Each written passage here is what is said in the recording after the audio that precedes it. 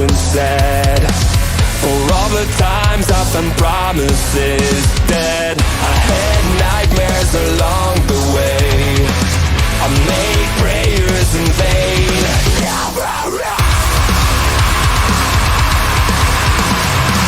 I've waited so long to catch my breath. I'm awake, I'm alive.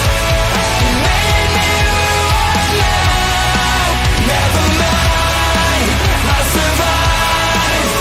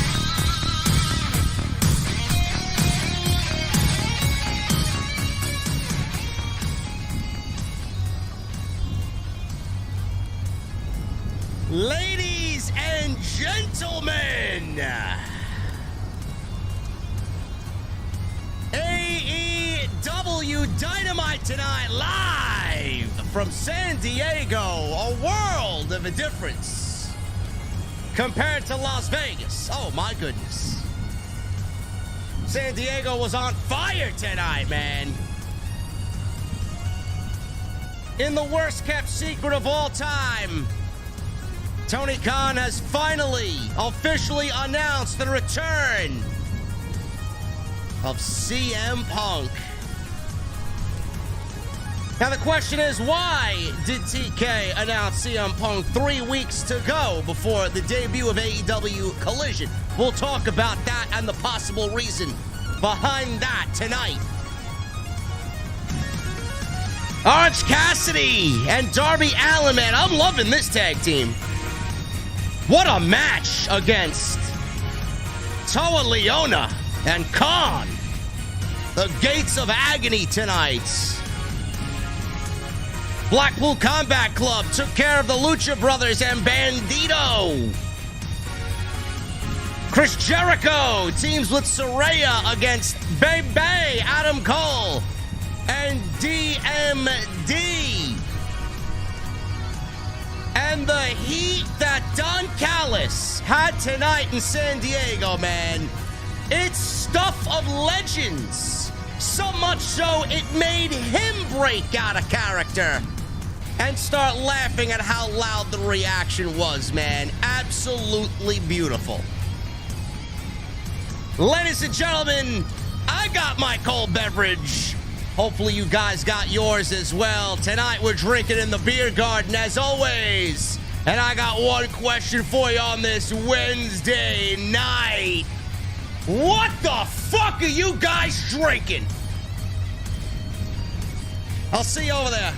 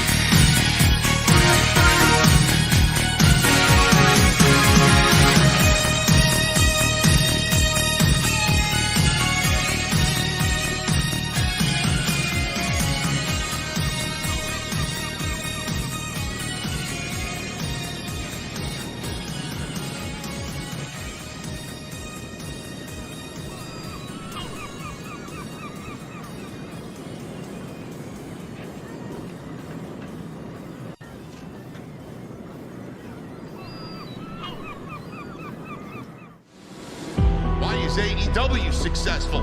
Why is Tony Khan running his promotion better than Vince McMahon and Bruce Pritchard are running Monday night and Friday night? Long-term booking.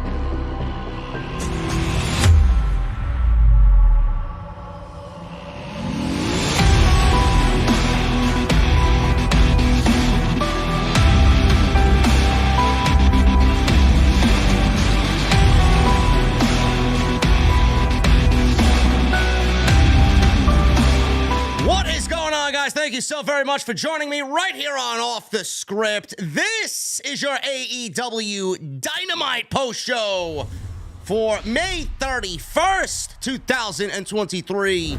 I am your host, JD from New York, as always, coming to you live from the OTS Beer Garden. Thank you guys so very much for joining us on your Wednesday evenings, wherever you may be.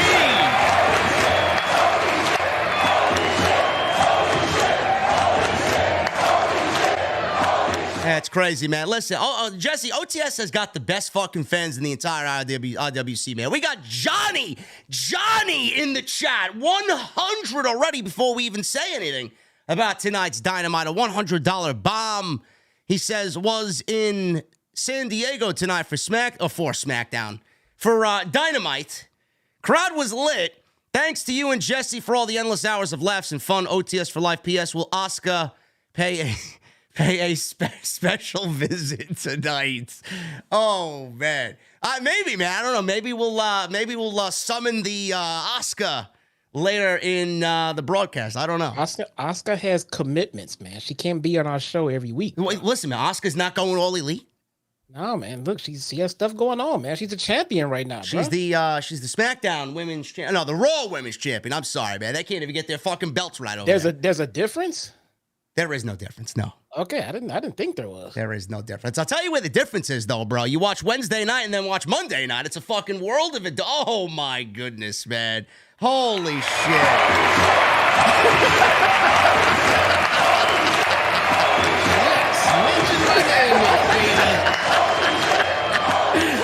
Bombs with my name in them, he has to split with me, guys. Oh my God. I'm already dead with a $300 bomb. That's getting another holy shit chant, man.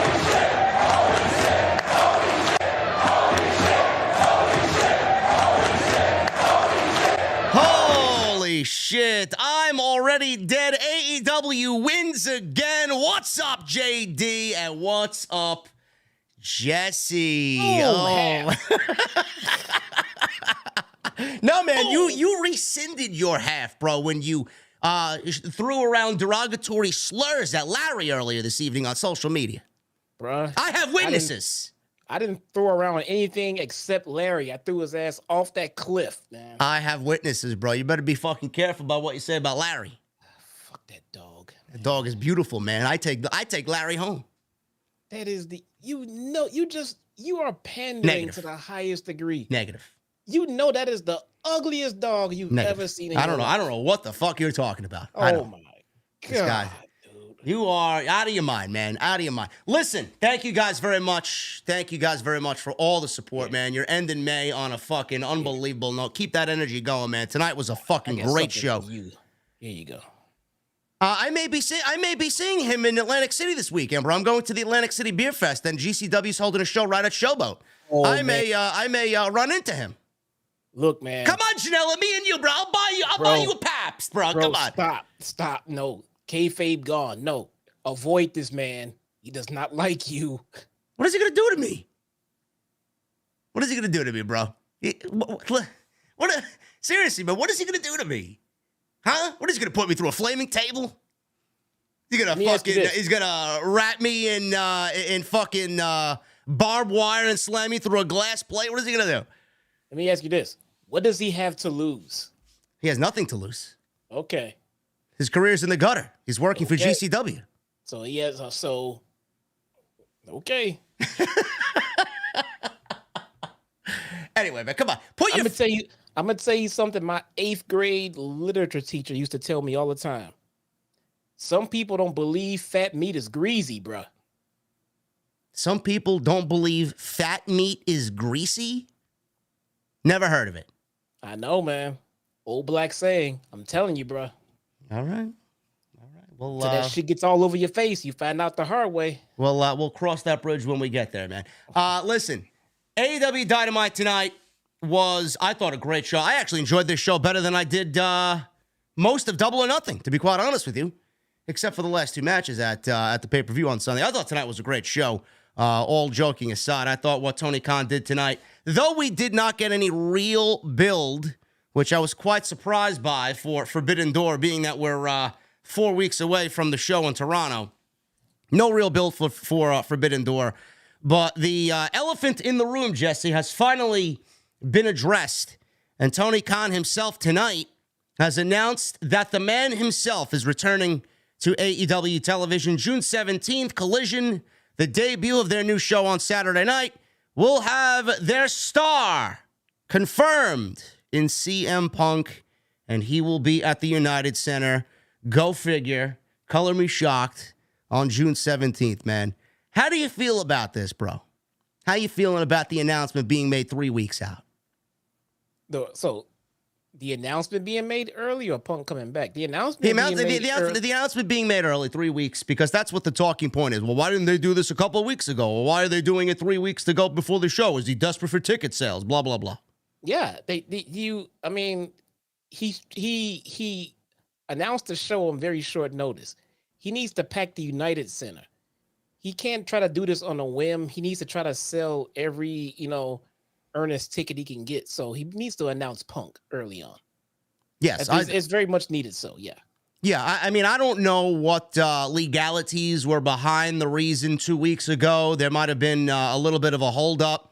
It might have been on Punk's end. I don't know. I don't really know. It might have been on Warner Media's end. It might have been a collection of all three parties, Tony Khan, Warner Media, and CM Punk.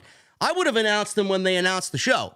I mean, they had everything made or ready to go, and you saw some of that on social media tonight as AEW's official Twitter account tweeted out the graphics and whatnot for CM Punk and the debut of Collision. It might have been some legalities behind all that, but we got the announcement tonight, and it should have been made 2 weeks ago, in my honest opinion. Tony Khan now has 3 weeks left to go to sell tickets. I think that place will be near sold out for the setup that they do have.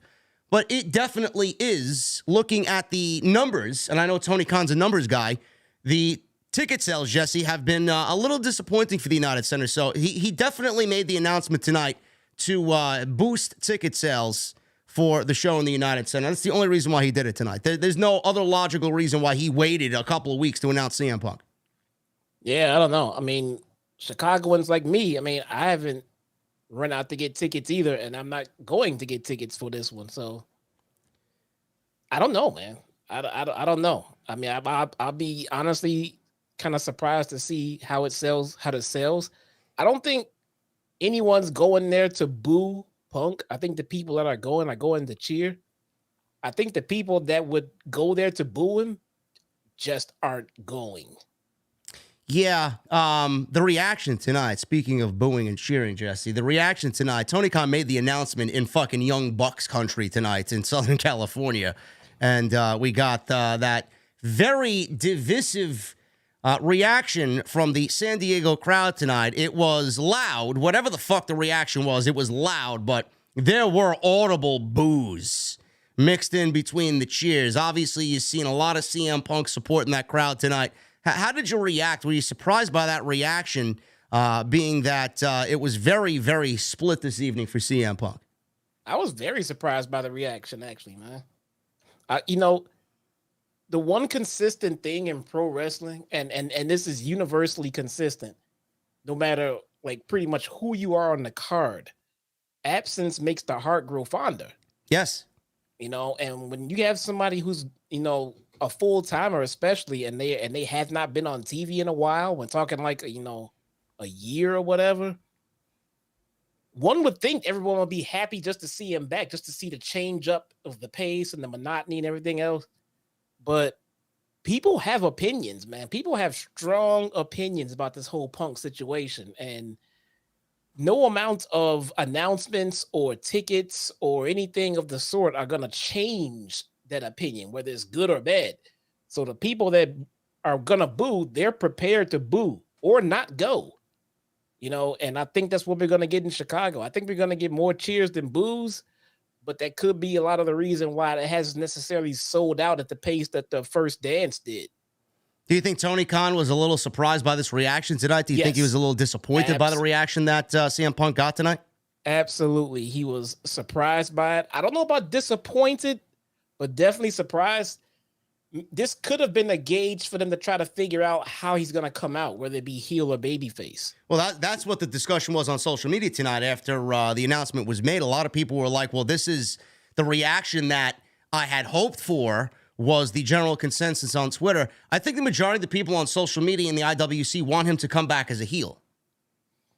Yeah, they might in not Chicago, have a probably not. I don't know. It depends on how people feel about CM Punk in Chicago after this last stunt that he pulled. But yeah. I think after that, Jesse, I think we may hear a little bit more boo birds for CM Punk when they leave Chicago. Yeah, this could be an MJF and Long Island type deal. Yeah. You know, when he's on Long Island, he's a baby face, and everywhere else he's a heel. That could be what we're looking at here. Because as a city here, we're pretty loyal to, you know, to our top guys. So I could see him getting majority of cheers here.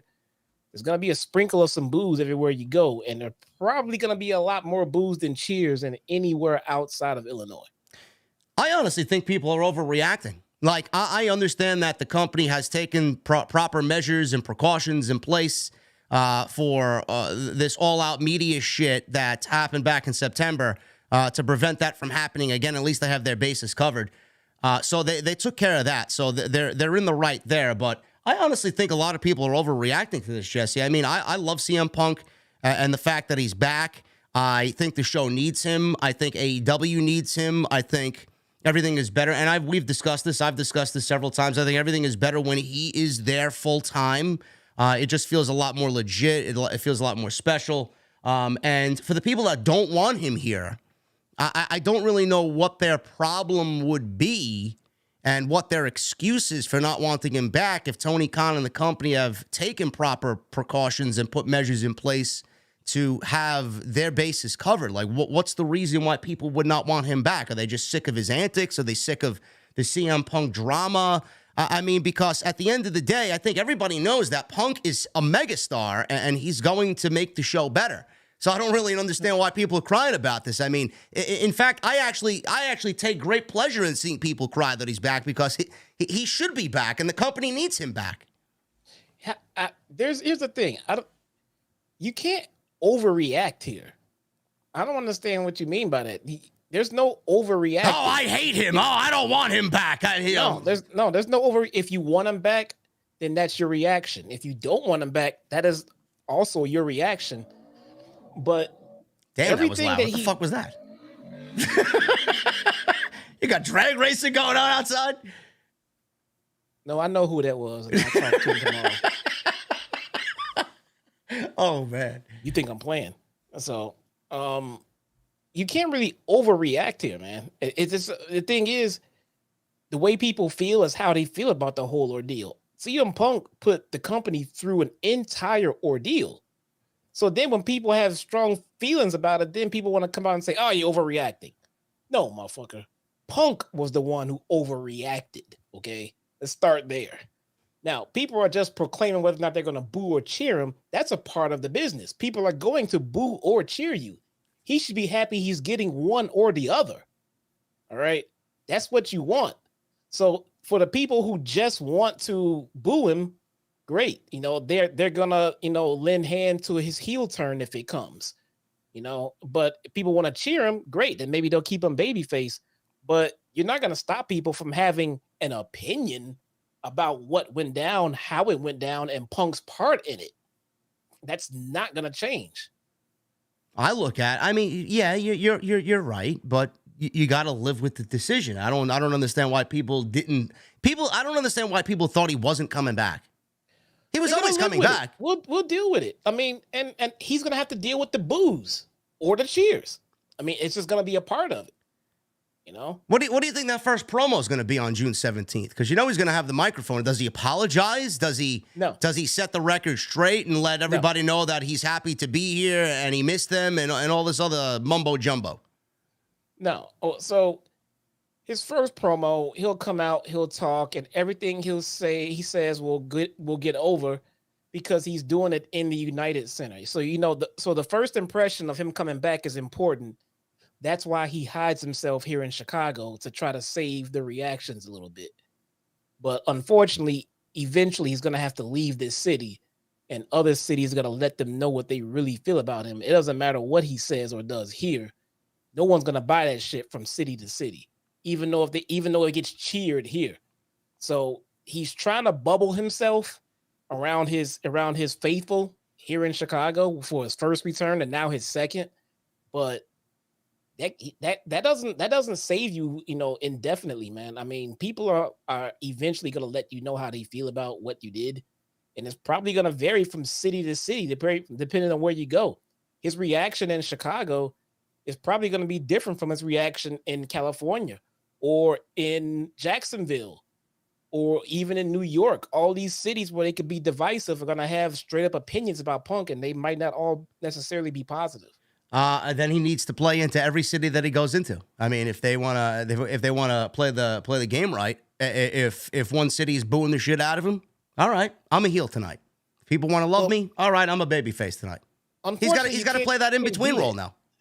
Unfortunately, you can't do that for purposes of creative, because you have to be booked. I mean, people need to know how you're going to be booked, and you know what I'm saying. So is he babyface this week? But you don't know how's he going to be. He's going to have to pick a line to choose here, babyface or heel. And I have a feeling, and this is the bad part about this, I think if they try to shove babyface down our throats, I think we could be looking at a 2016 Roman Reigns situation where nobody wants to accept him as a babyface. Yeah, that's going to be a very difficult task for creative, because if they want to push him as a babyface and then he's coming off as a heel, it's definitely going to mess with all the future programs that we've already discussed on this. How do you do that? How do you do a CM Punk who they want to push as a babyface but is being booed relentlessly in a world title program? A third and final match with MJF. How do you do that? You can't do that, because then you're gonna jeopardize MJF, and you cannot do that to MJF. No, I don't think it can be done. I think they're gonna force creator's hand here. I think AEW is gonna have to push Punk as a heel, because when he go around to these other cities and he gets booed, it's just not gonna be a good look. It like you just said, it's just not gonna work, man. I mean, he's gonna come off and and you know how Punk is. He's gonna be a dick to the city that wants to boo him as a babyface, and he's gonna come off as a heel. Yeah, just book him as a heel. You book him as a heel, he gets booed, great. You book him as a heel and he gets cheers, great. He's like 2023 Roman, Book him as a babyface, he's gonna get booed. If you think he's not gonna get boos in most of the cities he goes to, you're delusional. He's gonna get boos, and you don't want those boos coming at a babyface Punk. Yeah, I think if you ask Punk, I'm just taking a stab at this. I think if you ask Punk where he wants to be, I think he would actually tell you he wants to be a heel.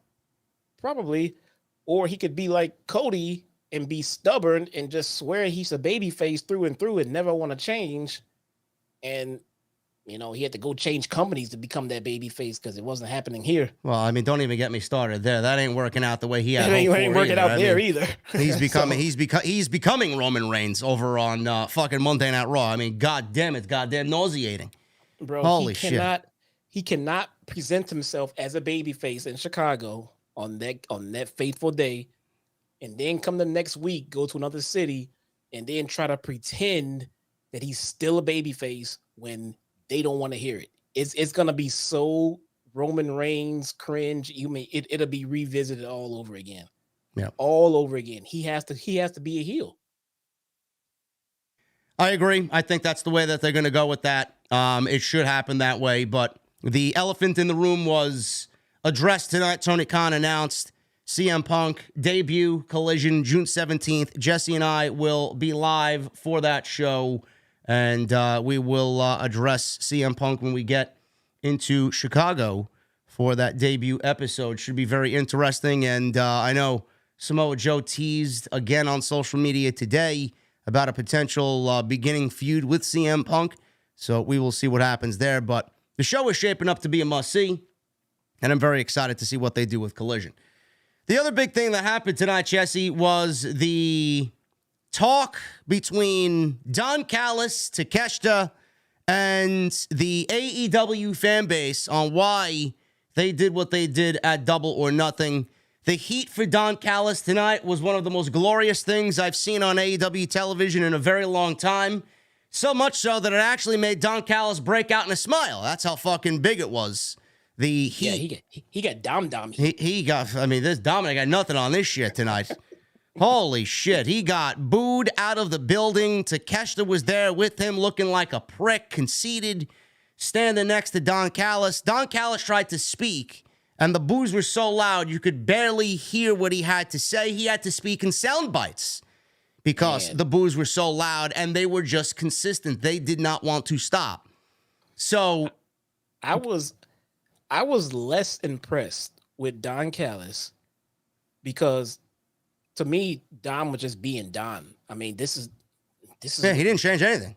no Don just being Don. Don is literally the Paul Heyman of AEW. Yeah. All right, so Don's being Don. I think the winner here was Takeshita. I think his mannerisms, I think his mic work, his That facial jacket. expressions, he looks like a fucking dick. That jacket. Yeah, that jacket has a heel jacket too. You kidding me? That was a heel jacket. That was man. a great jacket. He looked great. I wondered how he would sit as a babyface here, as a heel here, because he's always been babyface. And right away, that promo, I think he'll be fine. I think he will be just fine, especially having Don Callis as a mouthpiece. And for Konosuke, all he has to do is speak mostly Japanese. Which he did tonight, and he got mega heat for that. Good. This is gonna be great for him, man. Fucking great. Now, we didn't get much of like where they're going with this, because obviously it's still a storyline that's developing, and obviously there's a big piece still coming, which I'll get to in a second. But Don Callis did allude to that Takeshita is better than, and he named off a bunch of Japanese legends, including the great Muda, and he mentioned Okada tonight.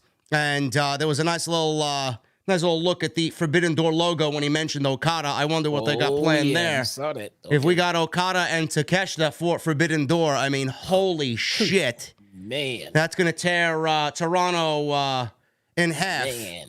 Unbelievable, but they didn't really give you a glimpse into where they're going. A lot of people were like, including us, are they with the Blackpool Combat Club? It looks like they're with the Combat Club, but they didn't really allude to that. Don Callis said that he's going to have a whole new family to take out the Elite and drain the Elite from AEW, so that remains to be seen. But there was one thing that the Elite did say tonight, Jesse, and Hangman Page told Alex Marvez, because Marvez addressed where Kenny Omega is. Why isn't Kenny Omega here? But you guys are here. I heard rumors that Kenny Omega left the country and he is in Canada.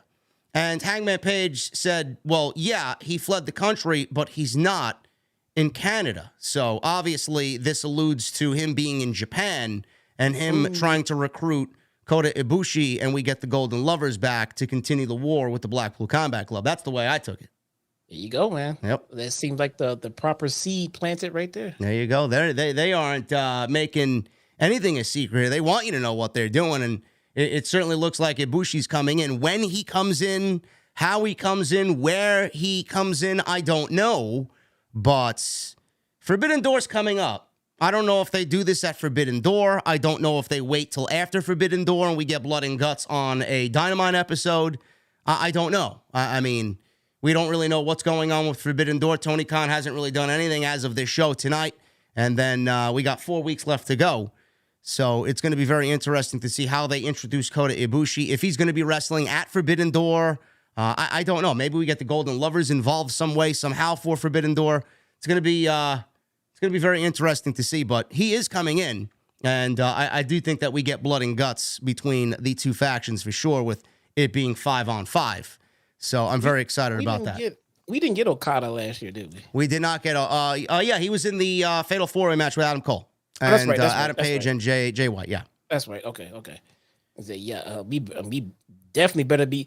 Do not mention Kazuchika Okada during the build to Forbidden Door and not give us Okada. We're getting Okada. No, we're getting Okada. Yeah. Okay. Very good. I don't know who he's going to be in the ring with, but if it is Takeshita, if it's Brian, if it's a fucking plastic doll, I don't care. Just get him on the fucking show. Get him on the card, man. The other big thing that happened tonight, and then we'll get into the actual breakdown of the show, is the Orange Cassidy and International Championship situation. It looks like, Jesse, they are indeed building off what we saw at the pay-per-view with the Battle Royal. Swerve looks to be getting his title shot. Are we looking at Orange Cassidy finally going to drop that International Championship to Swerve? The match is announced for next week, and it looks like we are still in the building phases of this feud. Now, I'm excited about the match. I thought what they did at the Battle Royal was great, and we have some sort of story here. There's a little inkling of a story here, not much, but it's not a open challenge. It's not a random opponent for Orange Cassidy. It looks to be building towards something with Swerve and Orange Cassidy, and I really appreciate that. I'm very excited about their match next week. It should be good. Whether or not he's gonna lose it, I don't know. I'm kind of tired of booking this guy to lose that title, and he just keeps winning. On that note, I'm gonna throw this out there. I just want TK or whoever might be listening from creative right now, from AEW, to know something. It's okay to have a Dynamite without Orange Cassidy wrestling. It's okay. it's okay. It's okay. Take a week. Take two. I back this statement. He doesn't need to be on the show every week. Every fucking week. Slumdog Millionaire. Orange Punch. Hands in his pocket. Week 2. Dude, take a week off. They keep telling us how banged up and battered and abused he is from all of these title runs and then the Battle Royal and not. Then give the man a week off. Yeah, I agree. I mean, I'm not at that point yet, and we talked about this on Sunday when we did the Double or Nothing post show. Is there Orange Cassidy fatigue? Every single fucking time he's out there, he didn't open the show tonight. That has been the thing that Tony Khan's been doing. Dynamite starts, let's hit Orange Cassidy's music.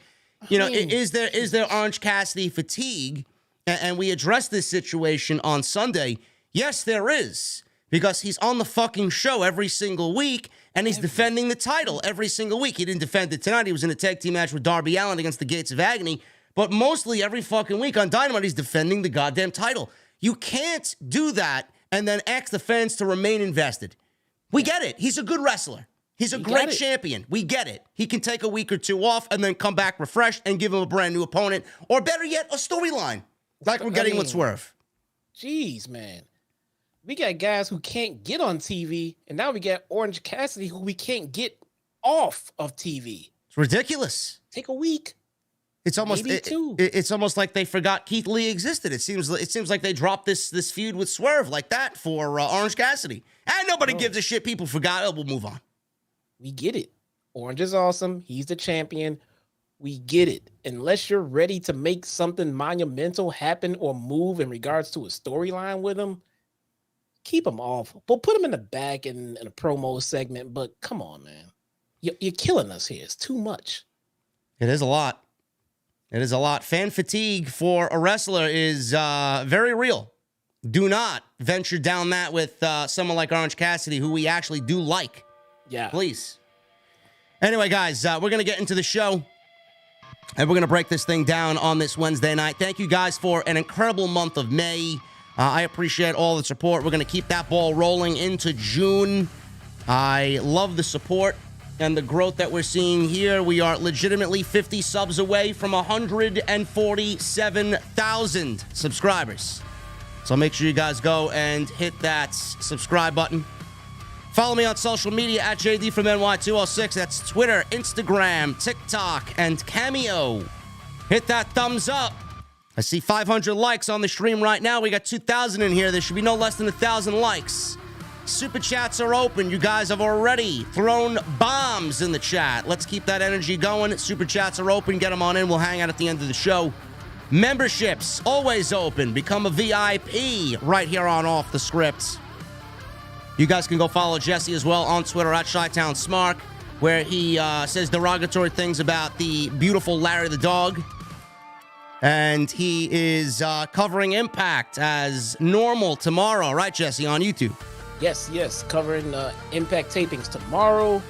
We are 9 days away already from the next pay-per-view, Against All Odds, on June 9th. So I'll be covering that one as well. There you go. Impact Wrestling doing their thing. And make sure you guys go check out all the other content on the channel. I uploaded a video today in regards to Ronda Rousey already burying the women's tag team titles after she just won them on Monday night, which it is very hard to disagree with her. So go check that out and sound like a broken record, man. There's only one way to fix the women's tag team titles. Burn them. Get rid of them. Funny, she waits till she becomes champion and then wants to shit on the title. Absolutely the most useless titles in the entire industry. Get rid of them. And then they got another set of tag team titles and the NXT women's tag team titles floating around on the main roster as well, doing nothing. So what are we doing? What are we doing? Maybe they should hire me as a fucking creative consultant. Fix this shit in no time, man. Anyway, you want to work for those assholes? No, not with Mustache Man running around remotely, by the way. Anyway, guys, go check all that stuff out. Plenty on the homepage if you missed any of the content. And I'll be back. I don't know if I'll do anything tomorrow. Thursday's been a bad day to upload. I've looked at the numbers. Nobody gives a shit on Thursday, apparently. So there will be uploads throughout the week. So make sure you guys stay tuned to the podcast for all the latest news and rumors in the wrestling community right here on OTS. Kenta said he is free on June 17th. Really now? Yes. Kenta is the man. He quote tweeted the AEW on TV post of Collision. Yes, of course he did. Maybe we get Kenta versus Mr. Punk at Forbidden Door. I don't know. Yes, a battle of the GTSs, pal. Let Vince book that shit. Yeah. Kenta, does he even remember Kenta? Does he even remember Hideo Itami, bro? Probably not. I don't. So I don't. Nobody remembers who attacked him in the parking lot during NXT that one night either. Nah, who was it? Kenta was replaced by Kushida. And then he left too because they buried the Cruiserweight Championship. Yeah. Poor Kenta. Poor anybody that goes over there from New Japan. Yeah, Dragon Lee. I don't know. He's doing all right down there, but does he belong on the Nickelodeon brand? Probably not. What are they doing with him? He's feuding over the North American title, I believe. Okay. Listen, man, you should watch NXT on Tuesday night, but Baron Corbin is challenging Carmelo Hayes for the NXT title. Oh, okay. Nice. Okay. Oh, man. For a second. And then, bro, geeks are telling me, oh, you got to go watch NXT, man. Really? I got to see Baron Corbin holding up the NXT title to close the show, and you want me to watch that? Yeah, for a second, I thought like maybe NXT is starting to turn around because I haven't watched it in a while. And then when you said, I had no idea that was happening with Corbin. When you said that, okay, nope, I'll stay away from it. Never mind. Oh man, I'm good. This is a real thing. I'm not trolling you guys. This ended. That was the way NXT ended last night. Ridiculous, man. And they're always in my email trying to give me free tickets to go to Orlando to attend the taping, bro. Should I go? Should I take them up on the offer? Fuck that. Are they gonna pay? They're gonna pay for your travel and hotel? Then I'll go. No. Okay, then fuck that, man. No. Anyway, nope. I'd go to an AEW show. In fact, we are going to an AEW show, Jesse. We'll be at All In. We'll be in London, bro. Me and Jesse will be in London. I forgot to mention this. There will be a meet and greet. I'm finding out the details right now on where to go. I had so many people reach out to me with recommendations, man. This is going to be the biggest meet and greet of all time that I've ever done. It's going to be fucking crazy. It's going to be awesome.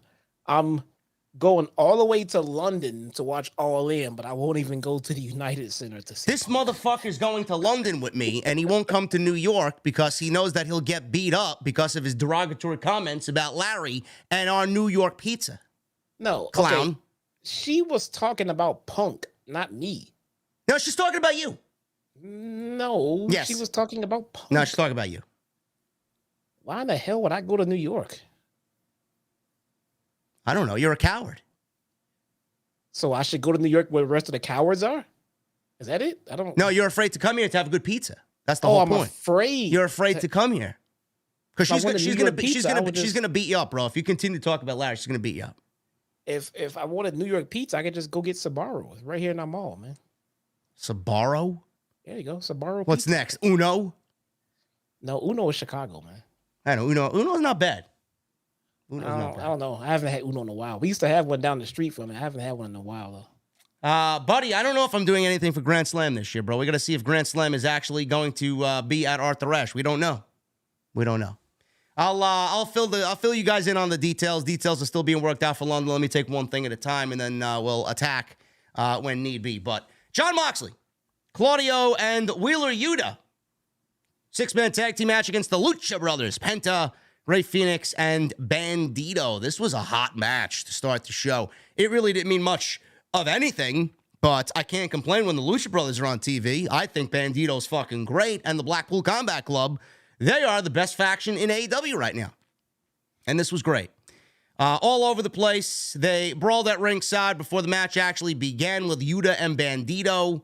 Bro, Bandido, while he was in there with Yuta, I mean, Blink it was like I don't know how to describe it, but everything else was going on around him. There was brawls happening with the other 4 guys around him, and he's standing in the middle of the ring, and he's got Wheeler Yuta up in a vertical suplex, and the motherfucker counts to about 60, and the crowd was counting along every step of the way. He had Wheeler Yuta up in a vertical suplex for 60 seconds, and then he finally dropped him, and the crowd went fucking crazy. Unbelievable spot. Yeah. Shout out to Wheeler Yuta for holding his balance up. Well, I don't know if I want to call it balance towards the end, but he kept his legs straight at least. Unbelievable there. So the vertical suplex took a lot out of him. Lucha Brothers held Moxley and Castagnoli off. Yuta avoided a Fear Factor 8 Phoenix's rope walk with a big kick while Penta took out Claudio with a backstabber. Yuta dodged a springboard Bandido crossbody, and Moxley and Castagnoli hit a spike pile driver double team on the floor. We go to commercial break. We're back from break, and Bandido was still being beaten down by the Blackpool Combat Club. A big, I would say, tornado dive laid out Moxley and Phoenix, made this the hot tag to come back into the ring. Big super kick to Claudio, corner spin kick to Yuta. We got dueling super kicks on Yuta and a sling blade by Penta on Claudio. And then a big DDT on Moxley. Everybody's going crazy. Bandido and Yuta came back in. They had a long forearm battle back and forth. Boo and yeah, San Diego was going back and forth. Bandido then ends it with a pop-up cutter. Lucha Brothers hit double dives on Moxley and Claudio, while Bandido hit a big frog splash on Yuta for a very close 2 count. Danielson was on commentary for this, by the way. He was excellent on commentary. Love Brian. And Moxley, he saved Yuta from Bandido's 21-plex, which I think is a great move. So Yuta was on the ropes, and Bandido usually comes off with momentum off the ropes for the 21-plex. Moxley's on the outside already. He's holding Yuta against the ropes, so when Bandido went behind, the suplex attempt failed. So Claudio flew in with an uppercut. This led to Yuta hitting the Busaiku knee, and then follows up with some anvil elbows and then a seat belt leverage pin for the 1, 2, 3. Excellent match. It meant really nothing at the end of it to give Blackpool Combat Club a win, Jesse. That's all it was there for. But I thought this was a very good match, and I actually like the team of Bandido and the Lucha Brothers. I don't know where they cross paths, but I quite like them together, man. I think they're great. They are great. It's pretty good. I thought they were with Pac. Yeah, me too. too. He still works for the company. Yeah, they're with Mark Briscoe, then they're with Pac, and now they're with Bandido, and then they're with Commander, and then they're with Vikingo. Vikingo, and I would just like some clarity on who their third man is. Yeah. What happened to the Death Triangle? I mean, if they want to kill it for whatever reasons they need to kill it, cool. But they don't tell us anything. This is a legitimate question, by the way. This is not us complaining. I mean, because it doesn't make sense that they have a rotation of tag team partners unless they're all in one big faction, which they're not. Yeah. Just, I mean, if something's going on with Pac and he can't come, or he's not able to come, or he's done coming over, I think we should know, because now I'm wondering where their third man is. Who's the third man? Who's the third man? I thought they were the Death Triangle. Why are they not the Death Triangle anymore? Is it Vikingo? Is it Bandido? I mean, who is their third man? It changes from week to week to week to week. By the way, the Lucha Brothers are still Ring of Honor Tag Team Champions, I believe. Why are they the Ring of Honor Tag Team Champions? Can we get those belts on somebody that's actually going to be on Ring of Honor? Like who? I don't know. Me either. And neither do they. I don't watch Ring of Honor. Who does? I mean, when there's 19 matches a week, who's going to sit there and watch 3 hours of Ring? Bro, Ring of Honor during the pay-per-view weekend, bro, was 3 hours long. 3 hours of nothing but matches with no story. Bro, Impact is way more entertaining than what they're doing on ROH and Rampage combined. I agree. I don't even watch Impact, and I agree with Jesse. Trust me, it is. It's palatable. It's 90 minutes a week. There's storylines. The storylines make sense. The wrestling is pretty good. I don't know what they're doing on ROH, but yeah, this is why I watch Impact now, because of stuff like ROH. Do you know Rampage this week is all Ring of Honor? Did you notice that? Oh, I mean, Doesn't shock me. Rampage on Friday is all Ring of Honor. I genuinely want to know if this is going to be the way of what they do with Rampage now, being that they got Dynamite and Collision to be AEW. I wonder if this is Tony Khan making Rampage into a Ring of Honor program on Friday night on TNT. Nah, they should just cancel Rampage. It is so bad, man. I mean, everybody was going crazy about this show. Vikingo is defending the AAA Mega Championship against Dralistigo and Commander.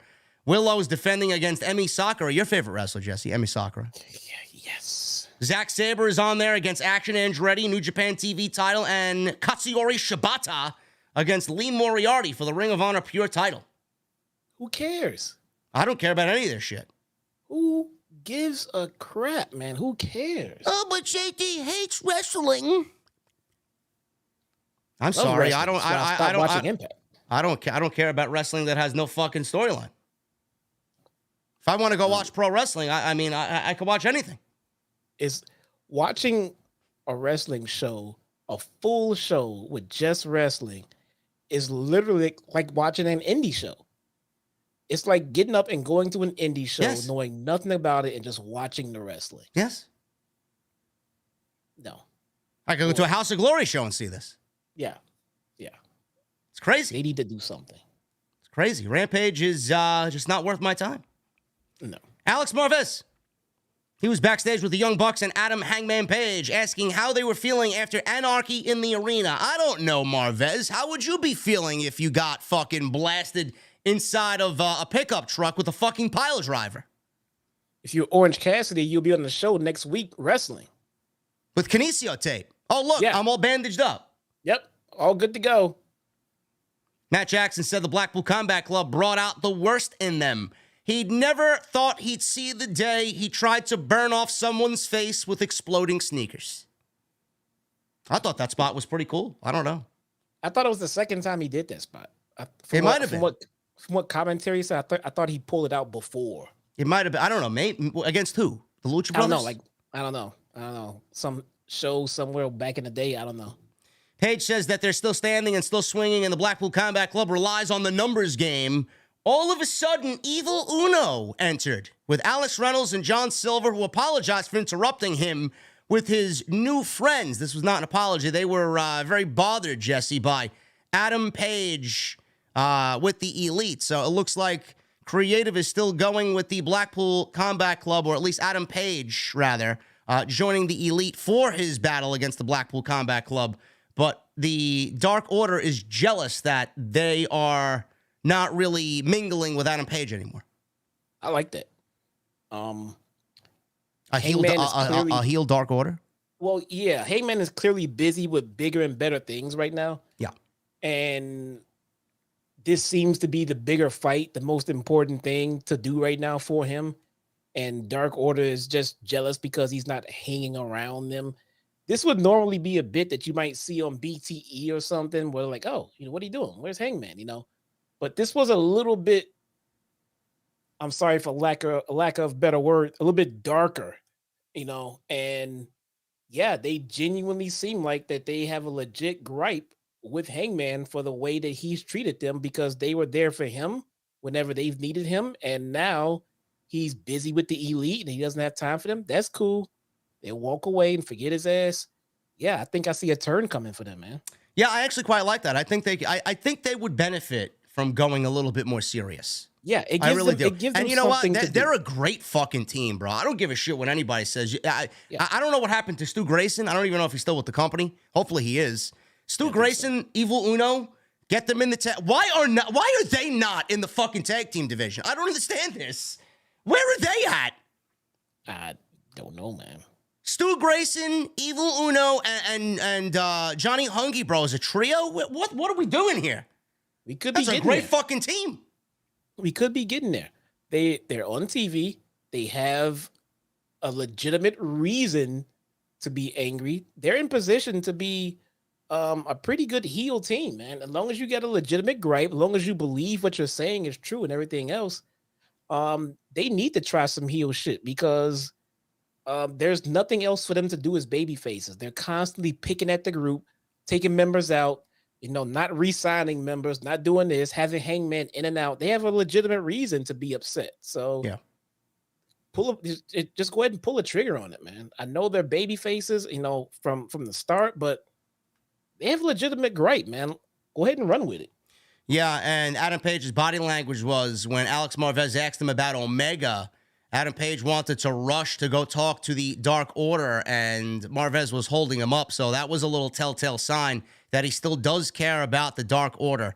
But Adam Page was asked about Kenny Omega, and the rumors were that he went back to Canada. Page said Omega didn't go back home to Canada, but he did leave the country. So obviously people are now alluding to Kenny Omega trying to enlist some backup for the elites in the form of Kota Ibushi, who is a free agent, and the Golden Lovers reunion is on its way, possibly for Blood and Guts. That remains to be seen, but I think we all kind of know where this is headed.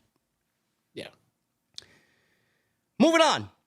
We got Tony Schiavone introducing Bullet Club Gold. I actually thought this was a great segment.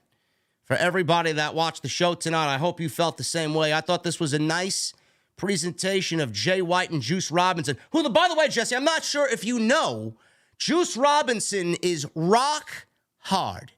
What? I know, man. It's crazy. I get this information fed to me, bro. Juice Robinson is rock hard. It's funny you say that. I posted a couple of things on Twitter, like when who was it? When Nyla came out, and I was like, Nyla Rose came out, like, what? No Vicky Guerrero? Like question mark, just playing around.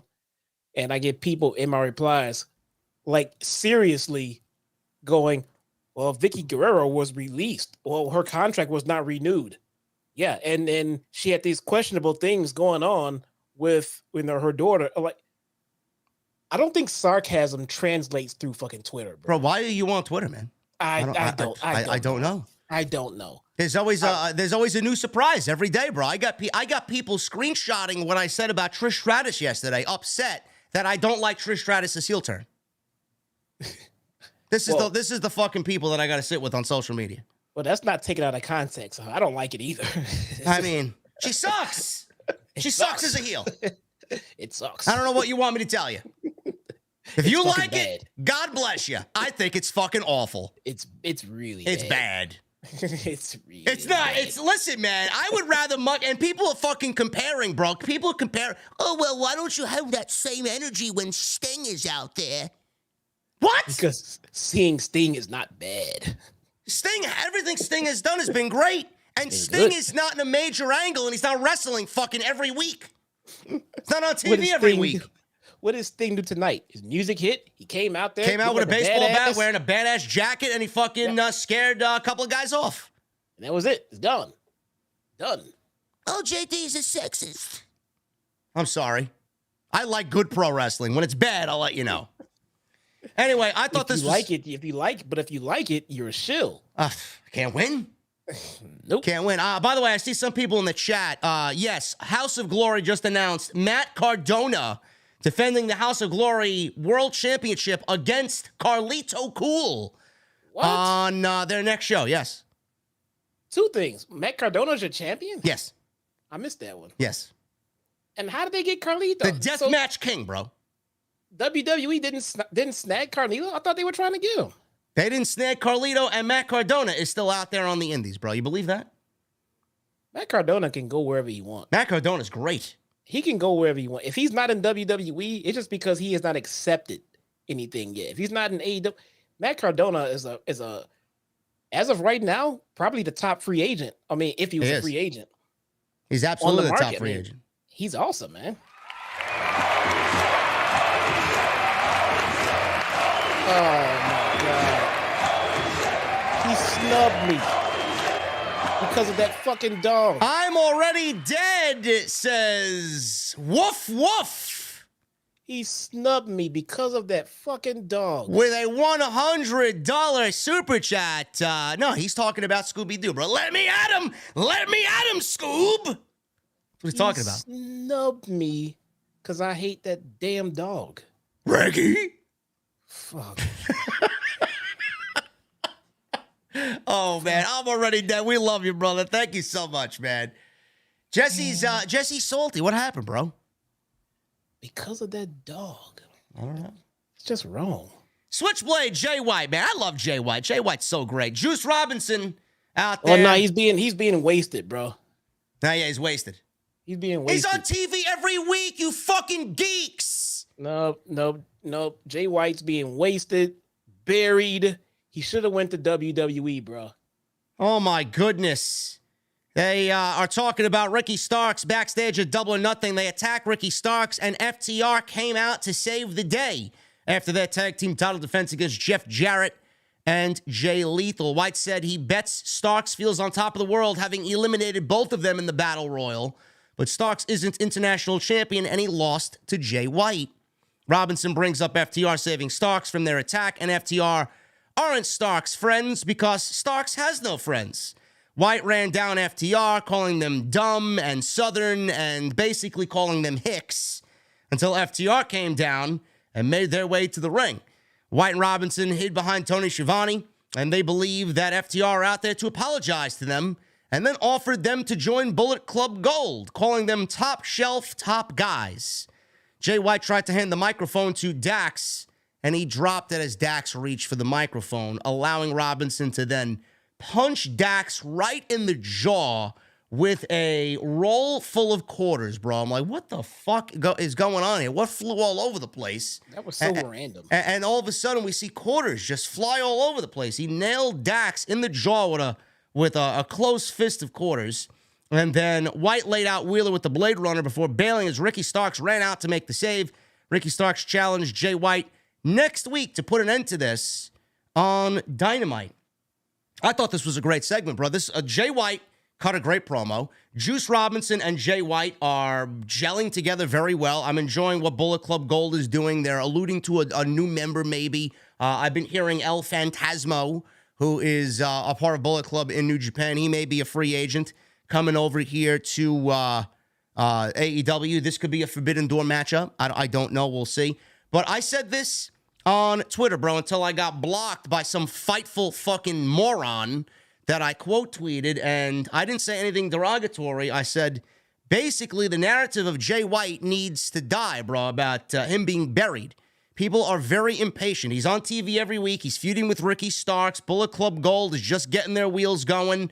And it looks like we may be getting a six-man tag team match at Forbidden Door. Or better yet, Jesse, we may be getting FTR versus Jay White and Juice Robinson for the AEW tag team titles. Buried? I don't think so. Yeah, I mean, the guy's not buried, man. I love the natural progression that they're doing with him. I've said it a few times. If you start him up top, he has nowhere to go but down. So it's fine. You don't even have room for him at the top just yet. So just let him stew, let him get some wins, let him make some noise somewhere else on the card. And then when you need Jay White at the top for a main event spot, he's right there. You kept him fresh. You kept him clean. Now he's ready to go. Also, you can't figure out why people are, blocking you just for making a comment like that.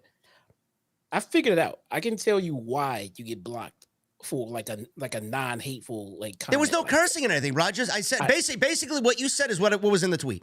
I can tell you why you're getting blocked for stuff like that. It's not you.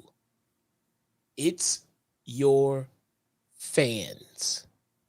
Because when you tweet or quote tweet something, your fans jump behind you with blind fucking support, and they jump down the mentions of whoever it is you quote tweeted, and now their mentions are full of your fucking fans who are just spewing off shit that maybe you didn't even necessarily say or mean in this particular tweet. It's your fans. You're probably right. I'm gonna need you guys to calm down. I'm gonna need you guys to calm down, okay? I personally know when you've mentioned me in a tweet, because then my mentions are blowing up for the next fucking day or two. Like, I really give a shit about what everyone else thinks about a comment that you made. Well, what comment did I make? It doesn't matter. It could be your fucking $150 fucking coffee mug. It doesn't matter. Doesn't matter. Which by the way is the greatest fucking piece of tech that I've bought all year, bro. Ember Mug, smart coffee, bro. I telling you, bro. You want these? You said you were gonna buy for your sister, I believe you said, right? I was gonna buy one for my mother-in-law. Mother-in-law. Like 2 years ago when I saw it at Best Buy, and the price tag. I'm like, bro, let me tell you something, man. If you spend, here's a remote control on my desk. If you spend $400 on a remote control, it should be the absolute best remote control I've ever fucking seen in my life.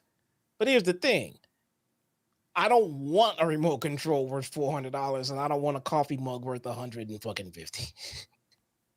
I got more use out of it in the fucking 3 days that I've been using it than I have anything else, man. I tell you, I drink three cups of coffee a day, man. And it's my solution to that would be drink less coffee, not buy a mug for that much money. Drink less coffee? What do you got in your mind? Yeah, drink less coffee. Come on, That's man. I had to give up my old fashions and my whiskey and my beer with this workout that I'm doing with my guy. I gotta find some other fucking outlet. Coffee. That's fine. But if it gets to the point where I need a mug like that to support my coffee habit, I'm gonna drink less fucking coffee. I don't know, man. I love it. I would highly recommend it, bro. Listen, man, take one of your streams and the super chat donations that you get and go invest in a coffee mug. I don't drink enough coffee to warrant buying a mug like that. I don't. I'll just reheat my coffee instead. Sounds like I'm on an Ember fucking little partnership here. I'm trying to sell this guy a fucking coffee mug. You need to reach out to these guys for sponsorship, man. I don't know. Swerve Strickland. He was in a triple threat match against Trent Beretta and my guy, Big Bill. We love Big Bill, don't we, Jesse? Big Bill. Big Bill is great. Big Bill continues to impress me all over the place, except in the name category. Yeah. I think he's fucking great. They got to get him away from Lee Moriarty. Get him out of there. And get him on Dynamite as a fucking big man, bro. I have no problem with Moriarty, especially if they're going to use these two as a tag team. My problem is with Prince Nana, his name, Big Bill, and how they're being booked. Okay. They need to bolster that tag team division. What's wrong with Big Bill and Moriarty becoming a legit tag team and getting it done? Big Bill. Yeah. Well, we had some eliminations at the pay-per-view on Sunday. Big Bill had a lot of eliminations in that Battle Royal. And Strickland was the last guy in there with Orange Cassidy. We seen all that highlight on the screen before the match. Strickland, he was in there. He was out there with the Mogul Embassy. We got Brian Cage out there. We got Nana out there. And the Gates of Agony. Strickland immediately took his offense to Beretta.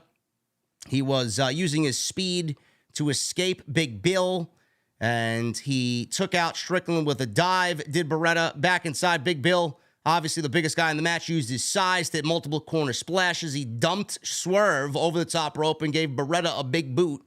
So we go to commercial. Back from commercial, Bill, he was taken out onto the floor as Strickland and Beretta were fighting on the apron where Trent pulled Strickland into a big boot from Big Bill. A lot of big. Beretta, big stuff, man. A lot of big stuff happening. Beretta connected with a moonsault off the second rope. Out to the floor, he took out the big man. But Strickland caught him with a big running punt on the apron. Strickland then wanted a double stomp, but Big Bill fought on the ropes with him before Beretta joining Strickland and both superplexed Bill in a big moment during the match. Beretta connected with a half-and-half overhead suplex on Strickland, but ran into the big boss man slam from Big Bill. Strickland missed a swerve stomp on Beretta, who hit a running knee, and a pile driver for two. Big Bill and Beretta fought on the apron, where Bill chokeslammed him back into the ring. Swerve hit a double stomp on Bill from the top rope to the apron, and then ran back into the ring with the big man out to get the pin on Beretta, and he wins the match. And my guy...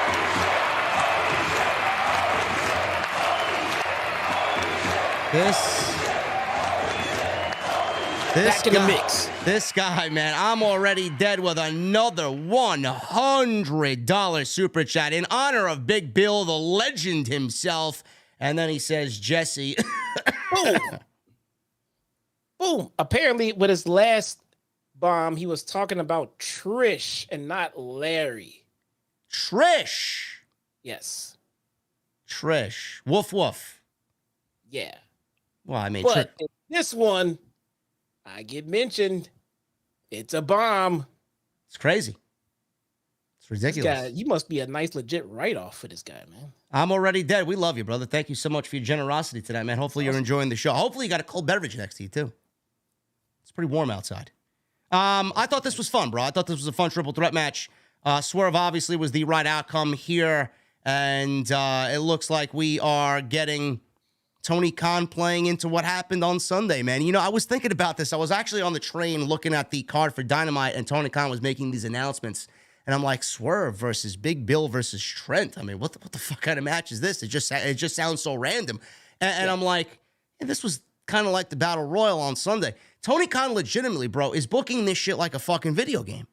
He's honestly booking like if you played Fight Forever, bro, if you played the old No Mercy games, you know, you play a one-on-one match and you have interference on and somebody random would come down. You know, we all used to play the game. You have your guys battle and then the guy that interferes, you know, he starts a feud with the, you know, your guy, and you do that on the next show that you put together. He's booking this shit like a video game, bro. You're like, the Battle Royal happened with these three guys. He's like, all right, I'll put these guys in a triple threat match, and then my guy Orange Cassidy with Darby will put them in a tag team match against Swerve's buddies in Gates of Agony. You know, it might seem random to the fucking casual idiot out there who doesn't watch AEW, but, you know, at the end of the day, it does make sense on what Tony Khan did tonight.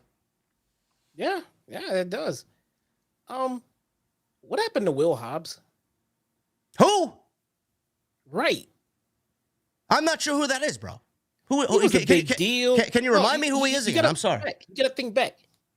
He was actually TNT champion. Oh, yeah, that's right. He held the irrelevant title, right? And people were like, all right, he's gonna be the focus, and he's gonna make a good run. Didn't he write some kind of novel, bro? He wrote a book. Oh, that's right. He used to bring the book with him. Right. What was it called? He lived in Oakland, right? The Book of Hobbs. Wow. Now, there's probably no time for him on TV. I get it. It's only, 1 week of live TV. But they have Orange Cassidy on every week. Well, I'll tell you this right now. I don't know who the fuck is watching over there, but Will Hobbs better be on Collision. I'll tell you that right now. Somewhere. Get the man on Collision. There's no reason why he should be off TV. I'm just thinking about that. Like, where is Will Hobbs? Why do we have an infinite amount of orange juice and no books of Hobbs? Bro, that TNT title is a curse to whoever holds it, man. It's like the fucking Book of the Dead in Brendan Fraser's Mummy, bro. You're hoping that shit up, forget about it. It's fucking evil all over the place. Jeez, dude. What the hell? Swerve wins this triple threat match. Big Bill looked great here. I don't care about Beretta, but it made sense that he was there. More Big Bill, please. And Swerve wins this match. He's obviously going on to wrestle Orange Man for the International Championship. We got a Statlander video package highlighting her road to recovery. By the way, Statlander is bae, by the way. I'm just letting you guys know. Just letting you guys know. We're looking at a top three here, bro. We're looking at Tony Storm. We're looking at Sky Blue, and then Statlander number 3. You got Stat in the house. Yeah. Stat put us up in the mix, man. Yes. Love Statlander. Highlighting her road to recovery, and Jade is officially vanquished. Good. Gone. Goodbye. I would have actually liked to have seen a legitimate match between them, but if she's got to go, she's got to go. Yeah. Goodbye. Renee Paquette is out there. We got the Acclaimed and Daddy Ass I didn't get this segment. I didn't understand this at all. I was very confused by this. No rap. He got enough rapping on Sunday, which made Buddy Matthews very mad. Not really, but who knows? Cake Lander. Is that her new name now? Is she going to be Cake Lander? Cake Lander. I'm not really a big sweets guy, bro, but I can't turn that down. Man, my God. No way. Things did not go their way at Double or Nothing when they lost the trios match against the House of Black. Billy Gunn says he feels he let the Acclaimed down, but Caster said they win together and they lose together. They are still the people's choice. Bowen said a few months ago they were screwed out of the tag team titles and said Gunn deserves to hold gold one more time in his career. The Acclaimed loves Daddy Ass and everyone loves the Acclaimed. I did not get this because they are alluding to Billy holding gold one more time in his career. What does that exactly mean? Do we get the Acclaimed beating the House of Black for the Trios Championships in a token victory to get Billy Gunn a title, bro? No. I agree. I don't want it to go there. No. Where's my? But why are they alluding to this? I have something better. What do I got here? Do I got, hold on. Do I got it? Yeah. I know. No. Do not take those titles off of the House of Black. If they want to do a story where Billy Gunn is trying to get the titles, great. That's not making Daddy Magic's nipples hard, bro. No. If he wants to go for the titles and he comes up short every time, great. Fine. They will, bro. Let me take TK. Do not take those titles off the fucking House of Black. House of Black should be the Trios champions for the rest of the fucking year. No. At the rate that they're going with these open challenges, they'll have no teams left. Let's get some story there, number one. Number two, what I think this is, bro, this seems fairly obvious, which I don't know why this wasn't done when it actually did make the most sense. It certainly feels like to me that Daddy Ass may end up turning on the Acclaimed. Should have been done already. Should have been done in the match with the Gun Club. Should have been done already. And this segment was so pointless. It literally could have been a pre-recorded segment that they just aired in the back. Yeah. It did not. I didn't get this at all. And that segment could have aired on a Rampage for all we cared. I mean, I didn't get this at all. Yeah. I don't know what's going to happen here, but a possible heel turn for Daddy Ass on the Acclaim seems more likely. The House of Black losing those titles to Billy Gunn, who's in his 60s. That will not go over well with the AEW fan base. I'm sorry. No way. House of Black is finally starting to hit their stride. Buddy is fucking incredible. Brody and Malachi are incredible. No way. You better put Daddy Ass in a match with a Hook for the FTW title or some shit, dude. Go challenge Wardlow for that fucking TNT fucking hot potato title. Bro, the House of Black lose those tag team titles, bro. Buddy Matthews is going right to mommy. Man. Right to WWE. Fuck that. Right. Gonna give Dominic a piece of his mind. Dum-dum. Dum-dum. We got Don Callis and Konosuke Takeshita with Tony Schiavone, and they did not come out to entrance music, which was great. Nope. They got the old Tommaso Ciampa treatment. It's great. Love it. Let's hear the booze. That is the greatest theme music in all of pro wrestling. Nothing but hatred. Love it. Don Callis says he hopes the boos are for Kenny Omega, as Callis says he is the real victim, running down all of Omega's accomplishments thanks to Callis himself. AEW World Champion, Don Callis. New Japan IWGP Champion and United States Champion, Don Callis. He's basically taking all of Omega's accomplishments. Callis blames the scar he has on his head that he sees every morning. He wakes up and he blames it on Omega. Now, while Callis lost a nephew, he gained a son in Takeshita, who is better than Antonio Inoki, the Great Muta, and Kazuchika Okada. Ooh. Oh, my God. Takeshita will soon see he's also better than Kenny Omega. Takeshita took the microphone and started speaking in Japanese and said that they will destroy the Elite and Kenny Omega. Callis said Omega destroyed his family, so he's going to build a new one to eliminate the Elite from all Elite wrestling. This was fucking volcanic heat for Don Callis, and it's something that I would urge you guys to go back and rewatch. Fucking great segment. Don Callis was taken aback by the amount of heat that he was getting.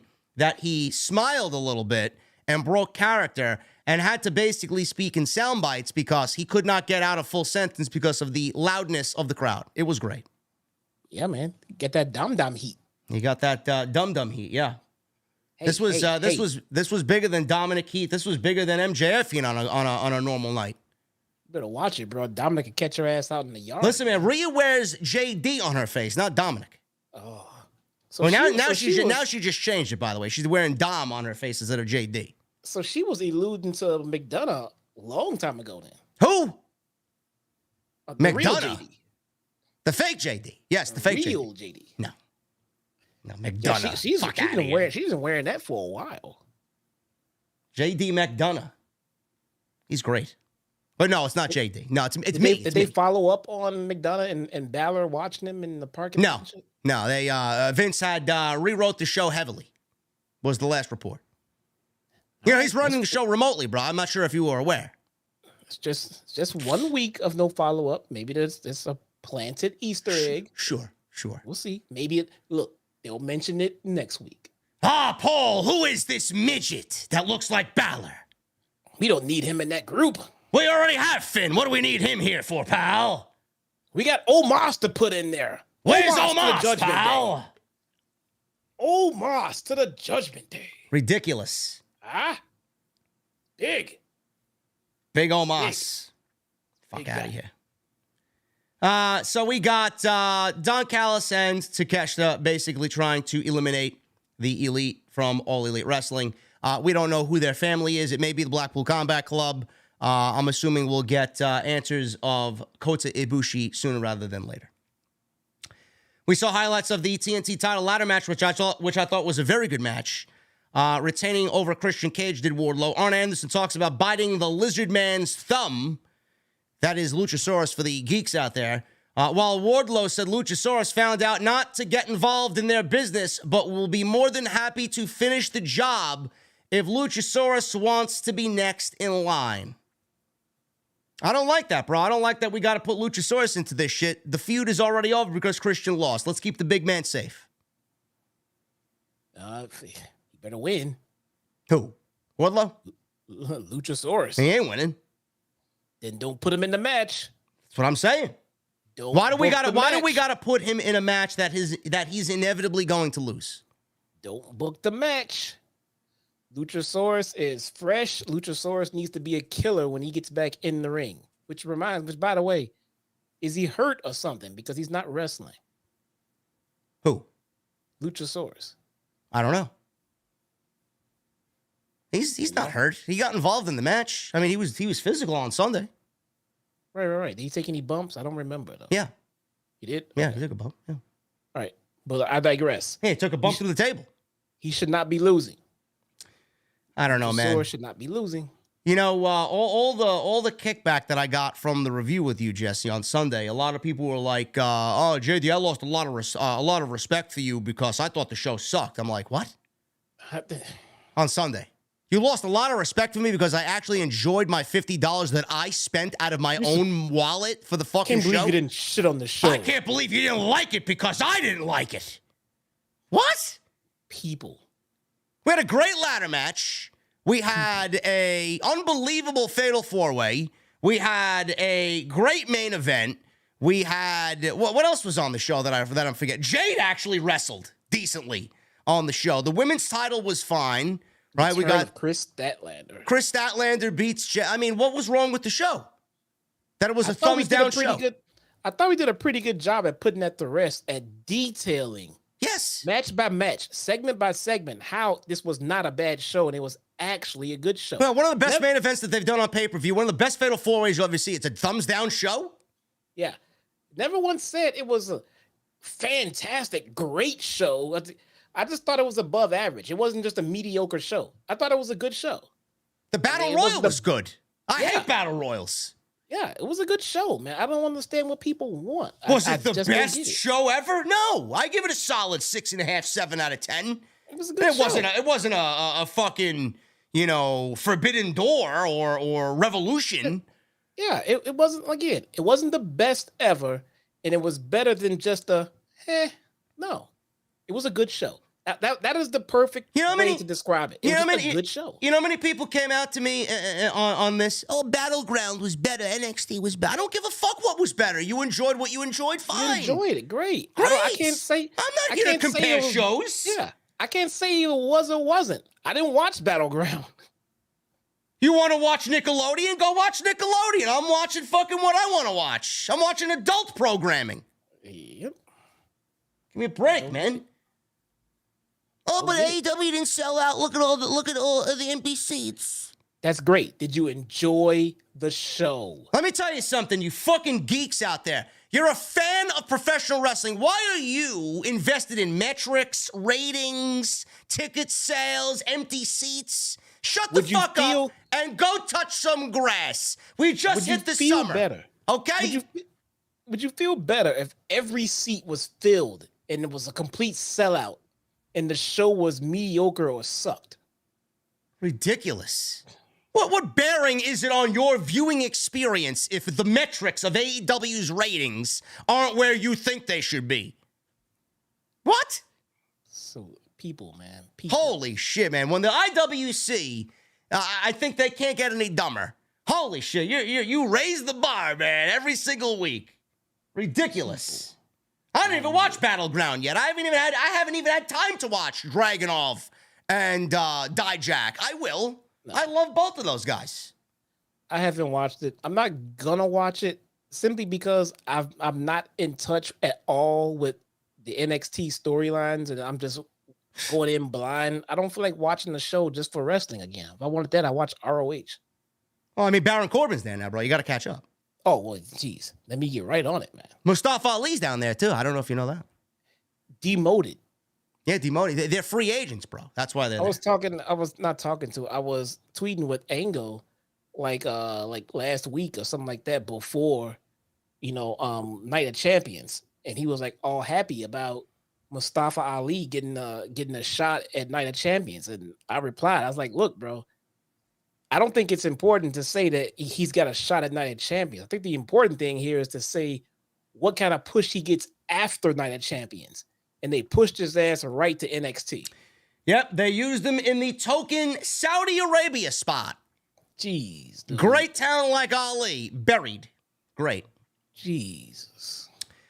We got Orange Cassidy and Darby Allin against Bishop Kaun and Toa Liona. Now, it's a great team. Bro, let me tell you something, man. I don't watch Ring of Honor, but I was high on these guys before I watched Ring of Honor. These guys are fucking legit. Yeah. This is a great fucking tag team, man. I don't want to sit here and tell you that this was the fucking, oh my God, they're the next big thing. Man, I don't care what people say. You can make fun of me all you want. They're not game changers by any stretch.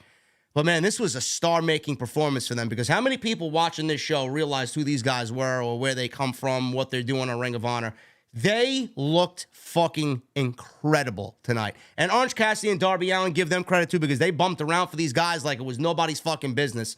This was a very good tag team match, and I'm loving the team of Orange Cassidy and Darby Allin. It's working for me. I don't know what it is, but it's working for me. I think they gel very well. I think that would be a nice, permanent tag team going forward when they free up Darby's storylines and they get that title off of Orange Cassidy. I'm not gonna lie. I'm gonna be honest here. The match, I know it was a good match. I know that. I watched the match. I know a good match when I see it. I'm just tired of Orange Cassidy, and I've watched these other two guys on Dark for months. I already know how good they are. I really do. So now I'm watching them on TV. I'm happy to see them getting a nice spotlight on TV, but they should have been getting that spotlight. Those guys are really good. And now I'm looking at another Orange Cassidy spot. Slumdog Millionaire, hands in the pockets. Dude, again. Yeah. Too much. Yeah, Toa Liona, bro. I don't know what they got going on with him. Even Kaun, beast of a name. And Toa Liona, bro. You know, we got Solo Sikoa doing his thing over on SmackDown. Toa Liona could fit that mid-card role very well, bro. If they want to break him out at some point in the future as a singles guy, he's got the makings of a very intimidating mid-card secondary title type of guy if they want to break him away from a tag team. This is this tag team is very, very good. It is. It is very good. I hope they do more with it. I think they will. They gave them this spotlight on TV. I'm thinking that they will, because they have a fantastic look, man. They really do. Yeah. Yeah, the team of Orange Cassidy and Darby Allin got legitimately beat up for most of this match. They sold for about 80% of this match, I'd say. And then the Gates of Agony fell in defeat with the good teamwork of Orange Cassidy and Darby Allin. Now, the post-match did set up a few things. Now, I don't know what we're doing here with the Gates of Agony, but Darby Allin and Sting stood tall to back Orange Cassidy while the Gates of Agony and Swerve were on the outside. It looks like we may be getting Darby and Sting versus the Gates of Agony, and obviously Orange Cassidy versus Swerve for the International Championship. So it looks like we got something brewing here between both factions, I would say, or both groups of teams. But Toa Liona and Kaun attacked at the bell, and they were beating them up right at the start. Darby tried for a springboard coffin drop, but Liona hit a pounce midair that absolutely fucking severed Darby in half. Ridiculous. Cassidy, meanwhile, he got taken out with a double knee to the chest as the rest of the group, Mogul affiliates, was on the outside. And Darby Allin, he suffered a running senton on the apron and a Uranagi back inside by Toa Liona. Darby Allin started to use his speed to send Toa Liona and Kaun colliding into each other. And then he makes a hot tag to Orange Cassidy. He put his hands in his pockets to kind of slow the offense down from Gates of Agony. And it did get the upper hand. Satellite DDT. Then he ducked an orange punch, which allowed Liona to hit a huge Samoan drop. So Cassidy countered a double chokeslam into a double Hurricanrana as Darby Allin made the tag back in. He had a springing coffin drop and a dive out to the floor on Liona. Kaun went to basically kill Cassidy, who answered with a stun dog millionaire, and then a code red by Darby Allin quickly to follow. Cassidy took out Liona with a dive while Allin hit the coffin drop on Kaun in the middle of the ring for the 1-2-3, and they get the victory. Very, very fun match. Post-match, Brian Cage, Swerve, and Nana slowly walked towards the ring as they were sitting on the stage, and they were about to attack when Sting's music hit and he came out for backup. He got in the ring, the Embassy retreated, and Strickland basically was eyeing the international titles. The match was made official for next week, OC versus Swerve for the title. I thought this was very good, and we may be looking at a new international champion. I don't see how Swerve loses that match next week. I don't. Yeah, stay tuned. Yeah, we say it every fucking week. Yeah, I don't know.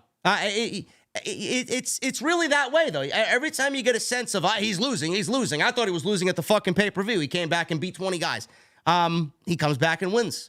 But I don't see how this does anything to Swerve if he loses, bro. Like, why would you do that to him? He should have lost at the pay-per-view. Yes. And then he should be off TV for a few weeks. And then he should come back fresh, getting into something new, like maybe a tag team with Darby Allin or something like that. Yeah, go figure. Yeah, he should have lost, because now, dude, you could have had him lose at that pay-per-view and kept him very strong. Very strong. Now he's going to take a one-on-one L, which is fine.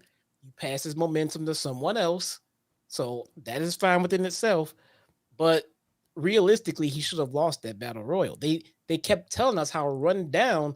This guy's run down, beat up, and exhausted from defending that title, and still managed to out-survive 20 other dudes. Yeah. You're killing me, man. Yeah. OC fatigue is real. We'll see what happens. I don't know. I want to appreciate you guys, or thank you guys, rather, for joining me. I appreciate you being here. There's 684 likes on the live stream chat right now. I'd love if we can get that as close to 1,000 as possible. So if you guys are in the chat and have not hit the thumbs up, I would really, really appreciate if you do so, man. Super chats are still open. We're going to read them in just a little bit as we wind this down here. And memberships, get them on in as well. Become a VIP right here on Off the Script. Tony Schiavone is all over the place. Back in the ring, this time with Hook, FTW champion.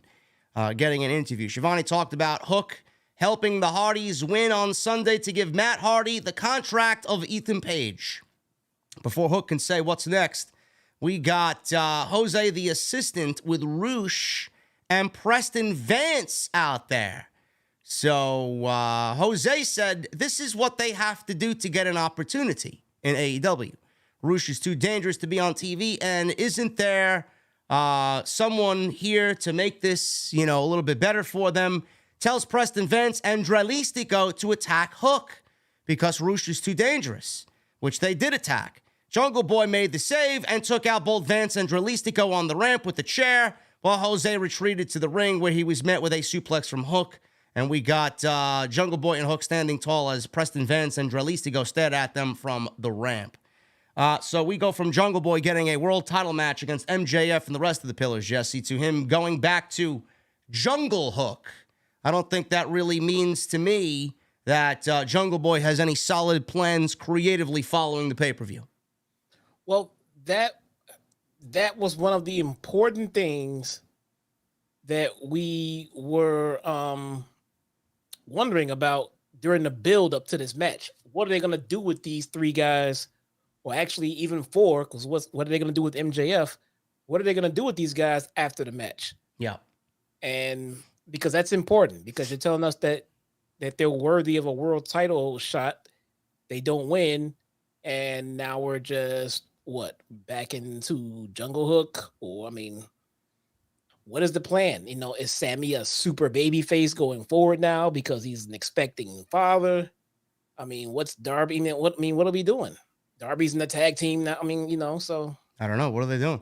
I feel like a lot of people were talking about Jungle Boy possibly going heel. I think that may be a good look for him. You think he turned on Hook? Yeah, Jungle Boy going heel? No, and so when you see a guy standing in a ring wearing all black and holding a chair, you kind of get worried, right? Yeah. I know I did. I'm like, okay, what the fuck is going on here? But I actually think a turn for Jungle Boy is a kind of a bad idea right now. The guy, he's just a baby face. He's a baby face through and through. Not only that, he's starting to get warmed up to these live promos and things like that as a baby face, and turning him heel is gonna make doing a promo much harder for Jack Perry right now. Yeah. And he's still super over as a baby face. I wouldn't turn him heel just yet. I think he has a lot of longevity left in a babyface run before you finally flip that switch and then double down on it and make it real impactful when you finally do turn him. Yeah, I don't know what Tony Khan's got planned for him. He's not going anywhere. He'll be in something, but you know, how do you follow it up after he wrestled for the World Championship? Putting him back in a tag team with Hook doesn't really scream, importance to me. So we'll see what happens with Jungle Boy. He's too good to let this get to him, and he's going to be just fine on AEW television. They love him there, so we'll see what happens with Jungle Boy. Renee Paquette, she was backstage with Toni Storm, the new AEW Women's Champion. No interim here. Saraya and Ruby Soho. So we have the Outcasts. Storm said luck had nothing to do with her title win on Sunday, as she's traveled all over the world to get to this point. She's been wrestling since 13 years old. Soho praised Storm's work ethic, while Saraya did the same, and Toni Storm said the only ones that are lucky are the AEW fans. I'm lucky. If I get to look at Toni Storm every week, man, I'll shut up. Her, you know what? We got Christian Cage's turtleneck. Yeah. Konosuke's jacket. And Toni Storm's hairdo. Yeah, I'm not a big fan of the hairdo. Yeah, that hairdo is a straight up heel hairdo, man. Yes, that is just no, it has to go. Yeah, I'm not a fan of it. Not a fan of it at all. No. Chris Statlander, she wrestled Nyla Rose for the TBS title. I don't know how we got here. I didn't even have the energy to ask questions because I would have been met with criticism and why don't you just enjoy the show? All this other nonsense. Really? Yeah. We got Stat on TV. Just enjoy the show, asshole. But why is she wrestling Nyla Rose? What happened here? We have Statlander on TV. I'm sorry. Okay. Sorry, this is my job to ask questions. Where did Nyla Rose come from? We haven't seen Nyla Rose on TV for what, 3 months now, 4 months? Even better. Nyla Rose is on my TV and Statlander. I'm not saying that Nyla Rose is a problem. I actually enjoy Nyla Rose, but we got to get Marina Shafir on TV because Nyla Rose is on TV? She came out and left right away. What the hell do you want? Bro, the 5 seconds annoyed me. Oh, my God, dude. The 5 seconds annoyed the shit out of me. Oh, my God. But she looked good. Didn't she look great out there? No. She did. She looked good. Nah. You watching the same show I'm I'm watching? watching? Roddy his wife wasn't hot? You watching the same show that I'm watching? You gonna tell Roddy his wife wasn't hot? No. I'm staying out of that discussion. You know what? So forget Joey Janela. I want to see you go to Roderick Strong and tell him his wife wasn't hot. I mean, I have nothing bad to say about Roddy. Okay. All right. So this is Statlander's first match since January 2022 on Dynamite. It's crazy. Man. She wrestled on Sunday, obviously, winning the title from Jade in an open challenge, which we got criticized for. If Charlotte did it, you'd be complaining about it. I want people... We explained it, geeks. We explained it. Those people right there. I want those people who complain about, not calling her the Charlotte. I want them to go watch the video package that they put on YouTube for Chris Statlander and her return. And when they highlighted everything that she went through for her recovery and her career and everything else. Chris Statlander has not had anywhere near the career of Charlotte Flair. Okay? If they pulled this stunt for Chris Statlander for her first title win after everything else that she went through with her first knee injury, the comeback, then her second and everything else, they're going to compare that to Charlotte winning 37,000 titles in 1 week, then they don't know what the hell they're talking about, man. Charlotte Flair is the greatest of all time. Oh, but JD, you complain about Charlotte. Why don't you complain about Statlander? Give me a break. Give me a break. Come on, man. Come on, man. You know who I do love? My little house. No, not the house. That was not a... No. Anyway, this wasn't bad. It wasn't bad. Obviously, it was very predictable. Statlander wasn't going to lose the match, being that this was her first title defense. No, this is just about Nyla out there, trying to get Stat warmed up. That's all. Yeah.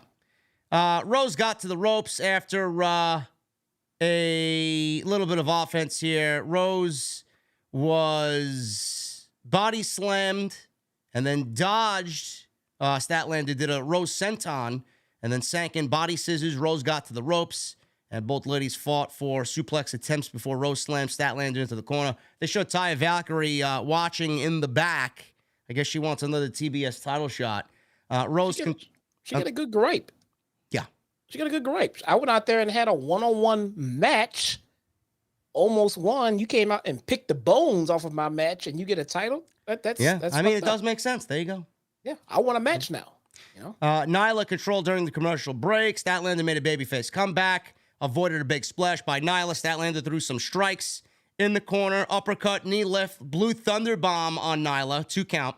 Statlander went up top, but she had the legs pulled out from underneath her and rolled to the floor, where Rose basically squashed her with a senton. And then up against the barricade, Rose hit a rolling cannonball. Back in the ring, choke slam by Nyla. Goes for a cover, gets a 2 count. A jawbreaker put Statlander in control. She connected with a beautiful-looking 450 for the 1, 2, 3. Taya was continuing to watch on, and she did not look happy that Statlander won her first title defense. It's good. It's good. Again, this was just to get a match under Chris Statlander's belt.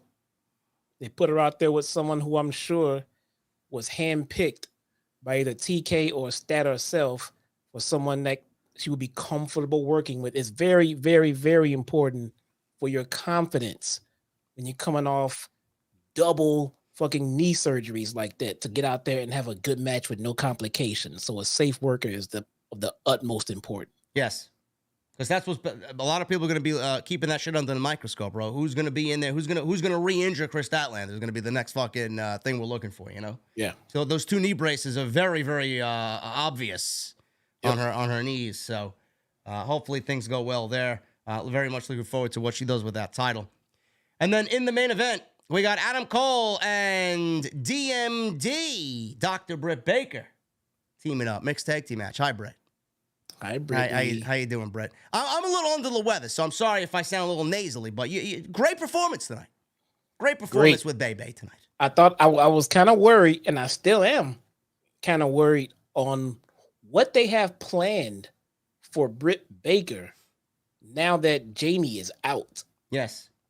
What are they going to do? You know, honestly, bro, it may be something where they speed up that storyline that we were talking about, and Britt kind of sneaks in there, maybe takes the title, and then we get Jamie Hayter coming back against Britt Baker, heel versus babyface. I don't know. I thought the money turn would be on Britt Baker on to Jamie Hayter because she's just so over right now. Well, they could hold off on that. I would give Britt Baker a break. If she's up for it, if it's on the cards, I would use this time to give her a break. Every active wrestler has nagging injuries. I would give her a little break. I think this injury with Jamie Hayter kind of messed things up for the long term. If I'm thinking if I'm thinking Britt Baker versus Jamie Hayter. Yeah.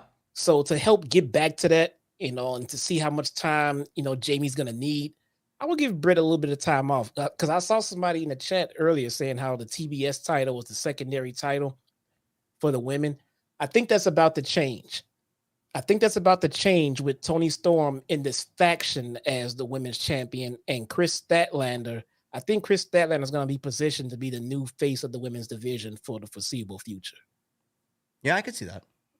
So yeah, they're going pretty hard on her. Yeah. Yeah, I would focus on that right now. I don't want Britt Baker anywhere near Chris Statlander right now. So I would think about trying to give Britt some time off. I mean, nothing extended, nothing crazy, but just give her a few weeks off until we can figure out what's going on with Jamie, how long she's going to be out exactly. And if we can fuse getting them back together somewhere near the same time, that would be great. If Jamie's out for an extended amount of time, then scrap everything I just said. Forget it, because we don't want Britt out that long. Yeah. We got Adam Cole and Britt Baker versus Chris Jericho and Saraya mixed tag team match. I thought this was very fun. I actually enjoyed this more than the Adam Cole and Chris Jericho match at the pay-per-view. It was a very fun match. It was really good. Now, I like the interactions of a mixed tag match when they don't just stick to the rules of you got to go tag out now. Oh, okay. And it kind of fucks up the flow, the momentum, the excitement. So when you get them in there and they want to mix it up with each other and the ref lets it go, I like those kind of mixed tag. I agree. This was not a very formulaic WWE-like mixed tag team match. But the thing is, we always see women on men violence. We never see the other way around. Now, I understand why WWE can't do it, but I figured we'd be a little bit more prone to it in AEW. Like, I would have loved to see Chris Jericho do a fucking Walls of Jericho on Britt Baker or something like that. We didn't get any of that tonight. Yeah, you should. Maybe they're saving a spot like that for a pay-per-view, maybe. Who knows? Or Code Breaker, maybe they get the network issues and things like that. Who knows? I was listening to another podcast a few days ago, not wrestling related, completely away from wrestling altogether. And these guys were talking about domestic violence. It was actually, I was listening to Crime in Sports. It's a very popular podcast. They were talking about domestic violence, that a football player had put his hands on his girlfriend and got in trouble for it. And they were talking about how, your girlfriend walking around with a black eye, that's not a good look and things like that. And it kind of made me think back to the t-shirt situation and things like that when people were saying, out of context, it looks really bad. I get that. Just seeing a t-shirt with a young lady on it with a black eye, it does symbolize domestic violence. It does. It truly does. And these guys they were talking nothing about the Britt Baker thing. It was not about pro wrestling. On the surface, you got to think about it like this. There are more people who are not wrestling fans than people that are. So most people that see that will look at that and immediately think domestic violence. Donzel says in the chat, you talking about Zach Stacy, Jesse? Zach State. Oh, I see what you're saying. No. Oh, and that was bad. Oh, that Zach Stacy video was fucking bad.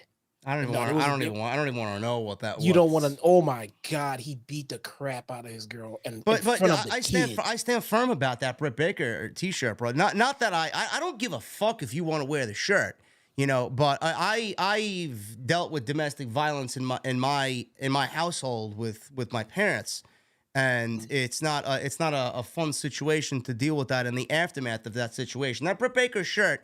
You know, I had no problems with her and the bloody shirt that she put out. You know, her bleeding in that Thunder Rosa match. That looked like a wrestling shirt. This shirt did not look like a wrestling shirt. It looked like a regular shirt, and there was no symbolism that it was a wrestling shirt. So that's where my problem stemmed from that. Like, what is that?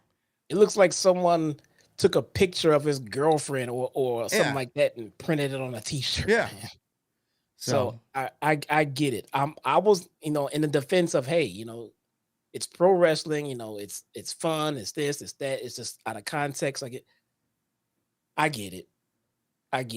Just looking at that shirt, I can get it. You know what? It's kind of like people telling me that the dude playing John Moxley's music was wearing a mask, so it's okay that it was all blackface. Yeah. So it's again, okay. it's a bad look. It's just a bad look. It's a bad look. Exactly. You know? Sabu was another one. People were complaining about Sabu and the racist fucking derogatory comments that he said in the past, and they just allow him on AEW television. But they wanted to fire Brian Kendrick as they were bringing him in for a match. They didn't even let him have the match on AEW because they rescinded his spot because of comments he made on Twitter about the Holocaust. Yeah. I mean, very bad look. Just bad luck everywhere. Anyway, I thought this was a fun match. You'd have to assume, Jesse, with the outcome of this match, that this feud may be over, being that we have build for Forbidden Door coming up, hopefully, unless their build for Forbidden Door is going to include Jericho and Adam Cole in some way. I have no idea, but I doubt it. Adam Cole and Britt Baker beat Chris Jericho and Saraya. How did it happen? Let's get there. Cole and Jericho started it out, and Jericho gained the advantage early, and he had a black eye from the match on Sunday. Cole charged out of the corner, lariat. Saraya tagged in, dared Cole to hit her. Baker jumped in, laid out Saraya with a sling blade in an air raid crash. But Saraya grabbed the referee, Paul Turner, and Jericho tripped up Britt Baker to put his team in control going into a commercial break. I don't know what it is with Saraya, bro. I think she forgot how to throw a punch. Did you see her throw punches tonight, man? It's like she's very hesitant. I don't know. It just didn't look good to me. I don't know. Just very, very, very off. No, her punches did. I was watching Saraya very closely tonight.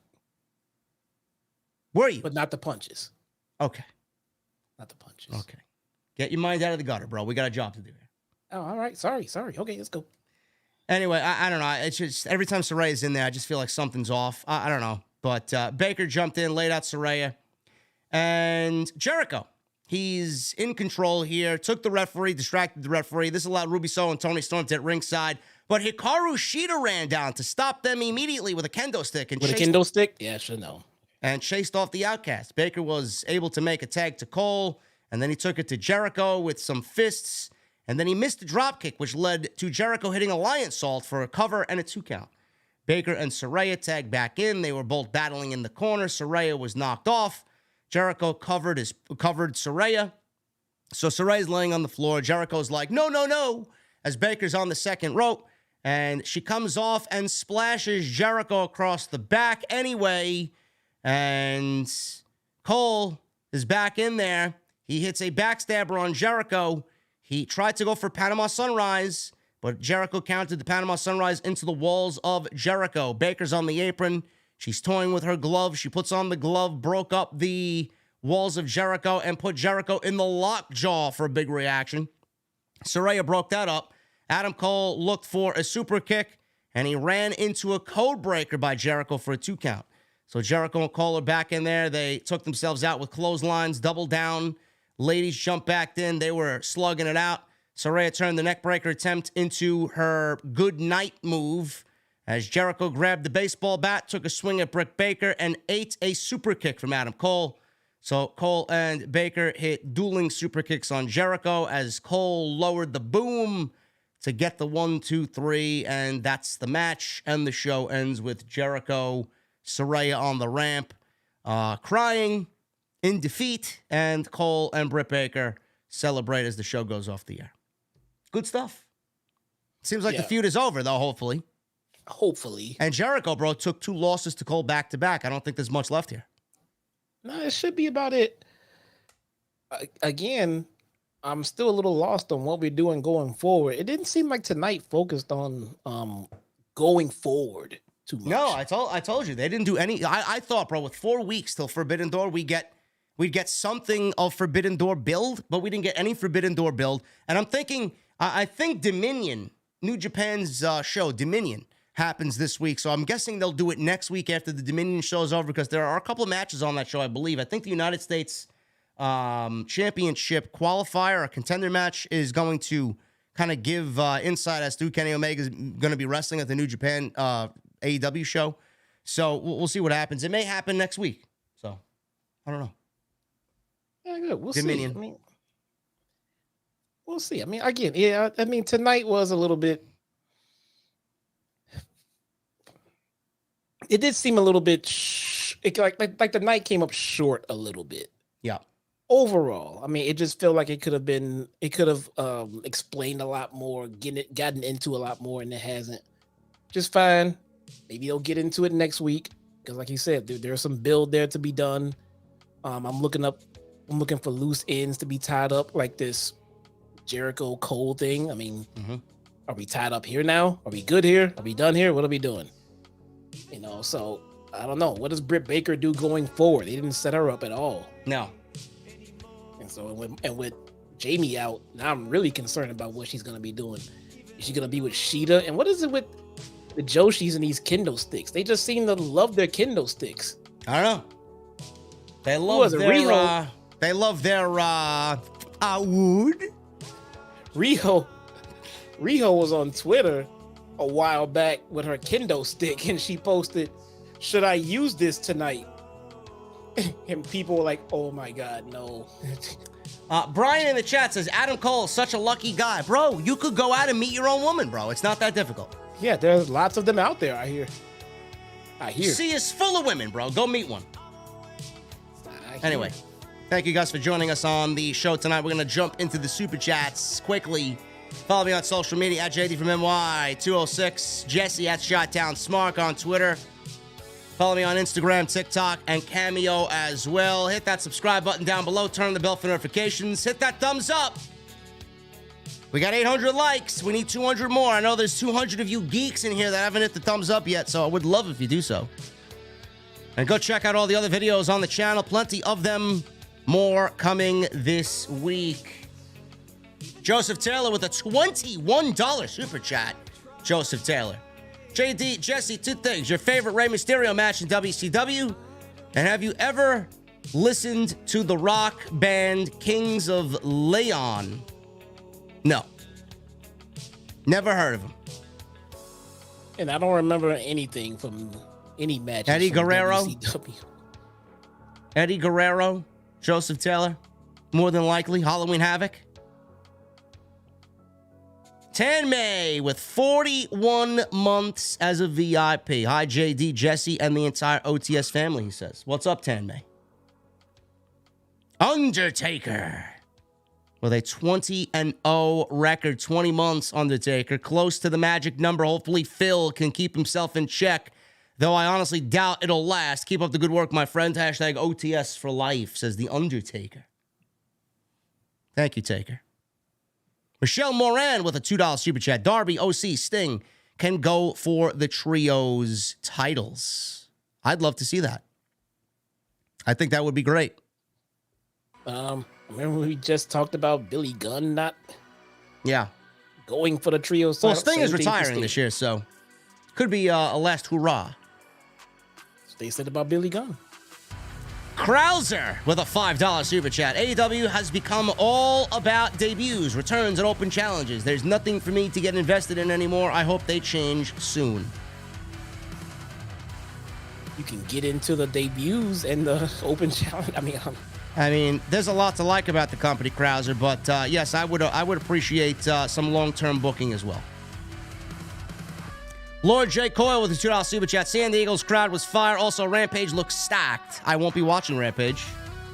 Neither will Jesse. No. Cody Snyder with the 13 months. Punkers coming back.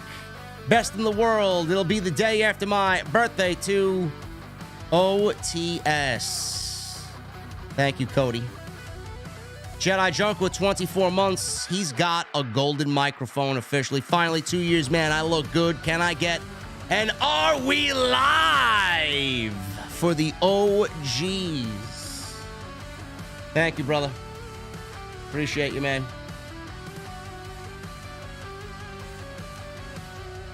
Ando, man, what's your problem, bro? Jesse blocked you on Twitter. Now you don't have to see his tweets about Impact. Well, there's something that exists, Ando, man, on Twitter called the mute button. Yeah, there we go. Now I gotta see him here either. Jesse didn't have to block you. All you had to do was mute him. Give me a break, bro. Come on, man. Fucking ridiculous. Twitter is such a cesspool, man. It is. It is. Jedi, thank you so much, brother. Enjoy that golden microphone, man. It looks good on you. Johnny, again, thank you for the 100 in Super Chat. I appreciate you. I'm already dead with the $300 bomb. Thank you, gentlemen. You are drinking the finest in the OTS venue. Jedi Junker with the $2 Super Chat. I meant to say I look good in gold. Yes, you do, brother.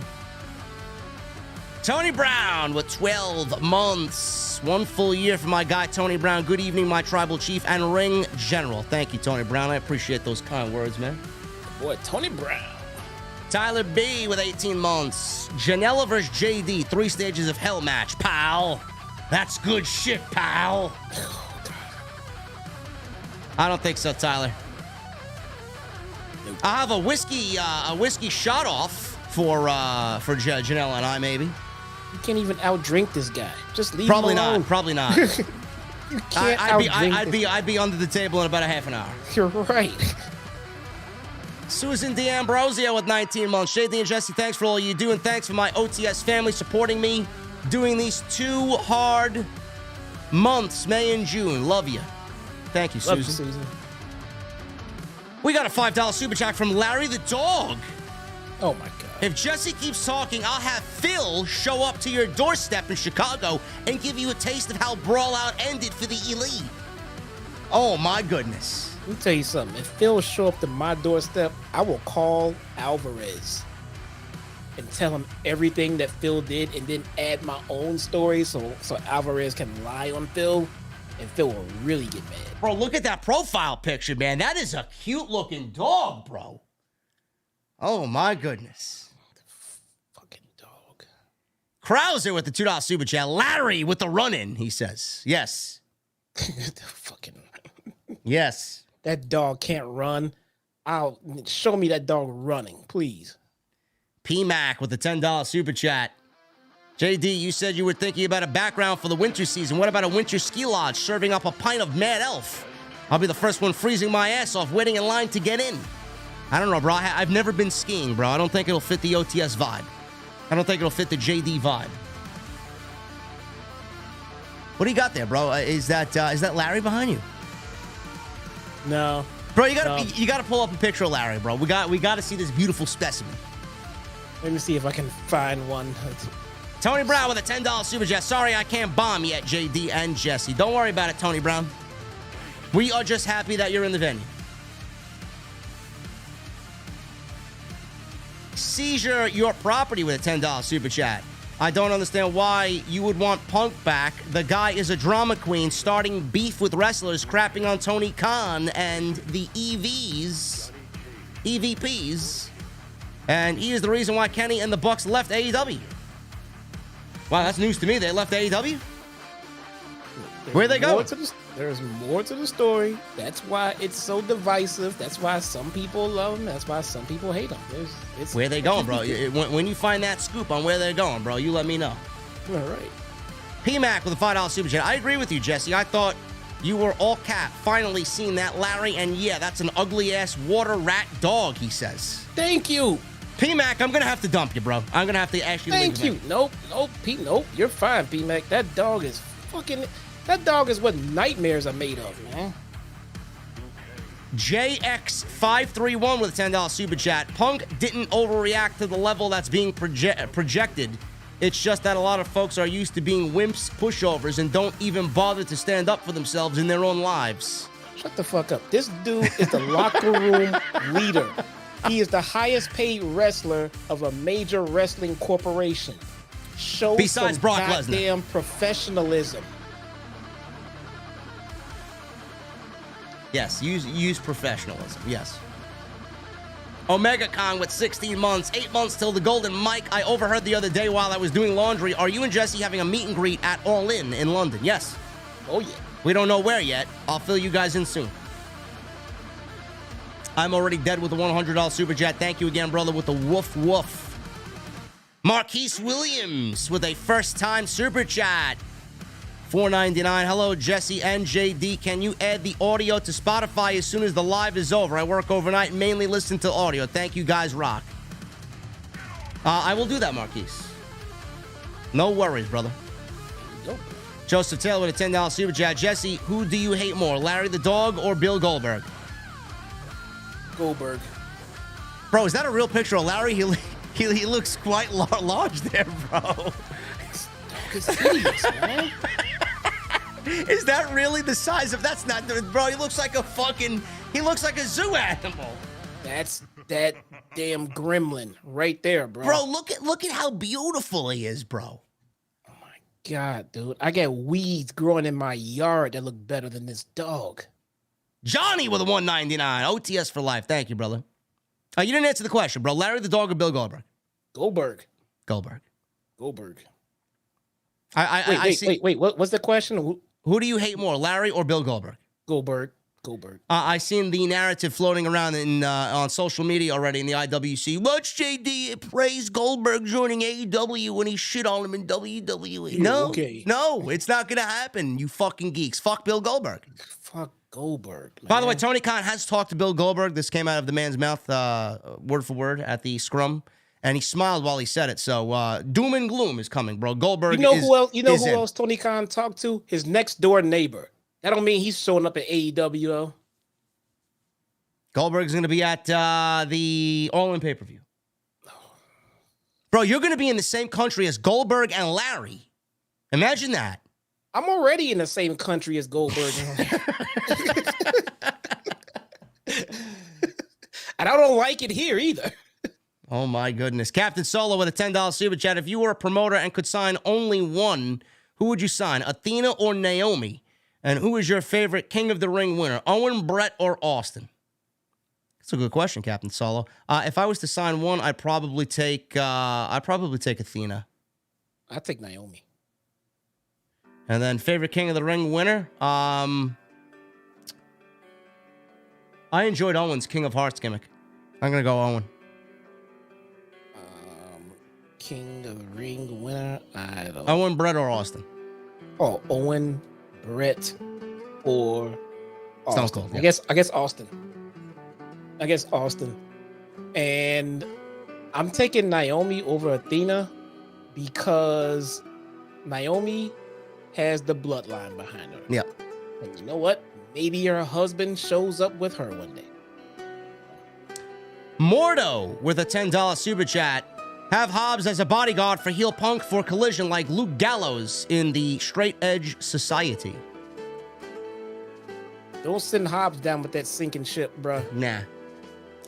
I'm already dead. Thank you for the other $100 super chat. And on our Big Bill, the legend himself, Jesse. Seizure your property with $10 super chat. Why is it that positive opinion is allowed in the venue, but not negative opinion towards you? Just on wrestlers, the show, the company, and the pay-per-view. Because it's your show. Because I could do whatever the fuck I want here, Seizure. That's why. Like, that's like someone asking you, well, how come you get to do this in your own house, but I can't? You can come back and say, because it's my fucking house. Are you allowed to go into my refrigerator without me saying yes, Seizure? No. If I don't want you talking about anything negative towards anything or anyone or any show or anything that I said, I have every right to tell you to shut the fuck up and get out. I gotta move this picture. I am angering people in the chat with this picture, and I understand why. Huge show's the worst picture, man. Dog is fucking. This is the best picture I can find. Sean Ray J with a $10 super chat. I don't know if y'all caught this, but the camera panned up to the Forbidden Door sign when Callis said better than Okada. What a superstar making match that would be. Oh, I said it before, bro. I said it during the review. I saw it. Oh, yeah. Script Keeper with a $5 super chat. I got a good idea. Kill the Trios division and start building up the struggling tag team division and get Ring of Honor their own roster. The Trios division is much needed. Yeah. It's fantastic. If we're talking about splitting rosters with this new show, I pitched putting the Trios titles on one show and the tag team titles on another. And that's if there's just going to be this hard split thing. If not, then don't worry about that shit. But there's room for both. There's definitely room for both. You just gotta. There's room for everything that AEW is doing right now. Even the stuff that doesn't make sense or is boring or makes no. They just have to give it more attention to detail, and it'll be fine. Robert Logan, like when I said I hate the car gimmick, which makes you look like a thin-skinned wimp. Get Robert Logan out of the fucking chat. Get him out of here. That's my actual fucking car, you fucking Nimrod. What do you think? It's a fake fucking car because I don't own it? In this defense, it is a V6. Oh no, it's even worse. It's a 4-cylinder.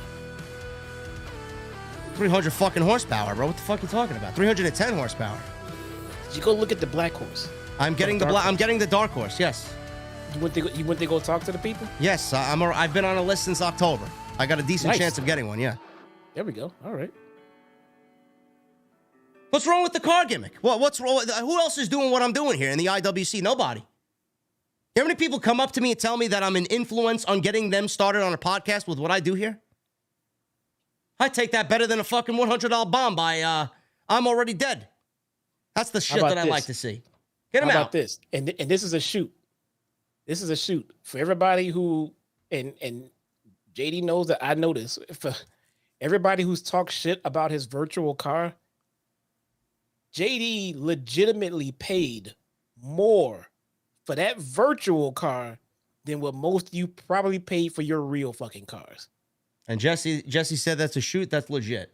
So don't ever come into my chat and fucking expect me to keep you here if you're making fun of my virtual Mustang. Fuck out of here, bro. I got all these designs for what? To enhance the show. You want to go watch somebody else do fucking shit from their goddamn basement apartment? Go watch Fightful. They're fucking god-awful graphics over there. Look at the super chats on this channel. The guy takes the money and puts it back into the channel just for you guys to talk shit about the shit that he... I mean, come on, man. Ridiculous. This is shit I gotta deal with every fucking day. Legit, guys. The money that it takes to get this shit set up for everything that you see, it probably costs more than your actual car. Jabril Mohammed with $2 with a 2 super chats, $4.99 and a $1.99 off of the Will Hobbs mention early by Jesse. I'm gonna need a Powerhouse. Thanks, man. I appreciate you. Also, by the way, what is the most underrated takeover match for Io Sky? Candice LeRae. 24 with a $1.99. You know it's all about the BO. Body odor? Who's got body odor? I don't have BO. The boys outside. 24 also with a $1.99. Show was boring to me, but Britt looked gorgeous. Britt is a very lovely lady. Sinister Classic with 8 months. Hope you two are doing well tonight. Could say I've had better days. Let me get some Cody chicken tacos from Jesse and a whiskey sour. OTS for life. Was that what that called? Cody chicken tacos? No, this is Clucky. Fuck but yeah. The chicken tacos at the venue will definitely be Cody chicken tacos. Yes. Sinister, hopefully, whatever you're dealing with, bro, you get better. 24 with a 199. Jericho tripping Britt was the best spot of the night. I thought that was great as well. Coy Stallings with a 499. Chris Jericho has lost a good bit of matches here recently. I feel like he's going to continue to lose and go downhill and have detractors of JAS. Well, he needs something to happen. No, he'll be fine. He's doing his job. He's helping get. Like Jesse said on Sunday, if there's one guy that's going to reinvent himself to be more interesting after people start complaining about him, it's Chris Jericho. It's Jericho. He'll be fine. He'll get some wins back here and there to keep his stock where it needs to be, so that he can continue putting others over. This is what Jericho does. People are like, oh, he's losing. It's called putting others over. There's a difference. When you're a star like Jericho, you're not losing. You're putting others over.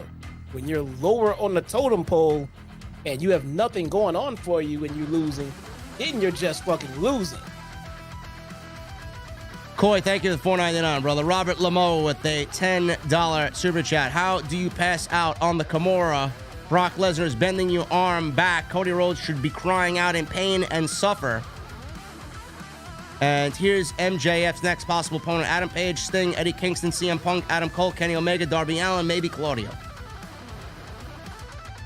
Bro, the Kimura lock spot on Cody at Night of Champions was fucking ridiculous. It was so lame. But that's what Vince wants. Man of 1,005 holes says wrestling has room for more than just one chicken. His next opponent, Robert, we don't really know yet. We got Forbidden Door. It could be somebody from New Japan. Other than that, I see Adam Cole, possibly. That's the next in the line. Chelsea, thank you for the new membership. I thought you were a member already, but thank you for the membership. Joseph Taylor with a $3 super chat. I agree with Jesse. That dog is ugly. Dog is fugly. Mike NY with a $2 super chat. Ryback called out Goldberg. It's happening. Good. Let them have a match together in Goldberg's backyard. Where is this taking place? It certainly isn't taking place in Wembley. No. Come on now. Money in the Bank. Money in the Bank. Bill Goldberg versus Ryback? Book it. I don't want anything to do with that. Book it in a Iron Man match. Keep it. Goldberg, Ryback. 1 hour Iron Man match. Keep it. Nick Williams with a $2 super chat. Imagine Jeff Jarrett with the new AEW World title. Imagine Jeff Jarrett not being on Dynamite this week. Jeff Jarrett not on Dynamite tonight. Wow. Unbelievable. Theme parks and things with Johnny with a $2 super chat. Me and JD got something in common. 2020 Stang, I got. Well, yours is a little older than mine, Johnny. I have a 2018, but first sign of a Dark Horse, it's being traded in. That Dark Horse will be mine. Now you ordered the manual, right? No, I'm getting an automatic. What are you talking about? I don't drive stick. It's okay, man. You can make fun of me all you want. I don't drive stick. People in Chicago drive stick. It's okay. Half of the fucking people in the shack can't even. Half of the fucking haters on Twitter can't even afford fucking a wheel off the car. They want to complain about me driving an automatic. Holy shit! It's crazy, man. Anyway, I appreciate you guys very much, man. That is the Dynamite post show.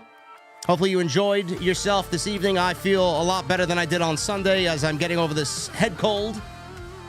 Jesse, any parting words before we get the fuck out of here, man? No, I'm feeling better as well, man. Was dealing with some stuff. Now it's all past. There you go. So, yeah, join me tomorrow night. We're gonna cover some more Impact, man. And we have another pay-per-view coming in a few days against All Odds. Join me for that. I am working on my setup here. I had to take a few days off because I was also under the weather, but yeah, we're working on some big changes in the channel, man. Big changes. There you go. Sounds good to me. Ladies and gentlemen, I appreciate you joining us on the post show tonight. Please hit that thumbs up. We need 150 likes for 1,000. Let's try and get that, or as close to that as possible. Next time you see me, maybe in the sub boxes tomorrow with some news, depending on what is going on. I got to scour the news for tomorrow.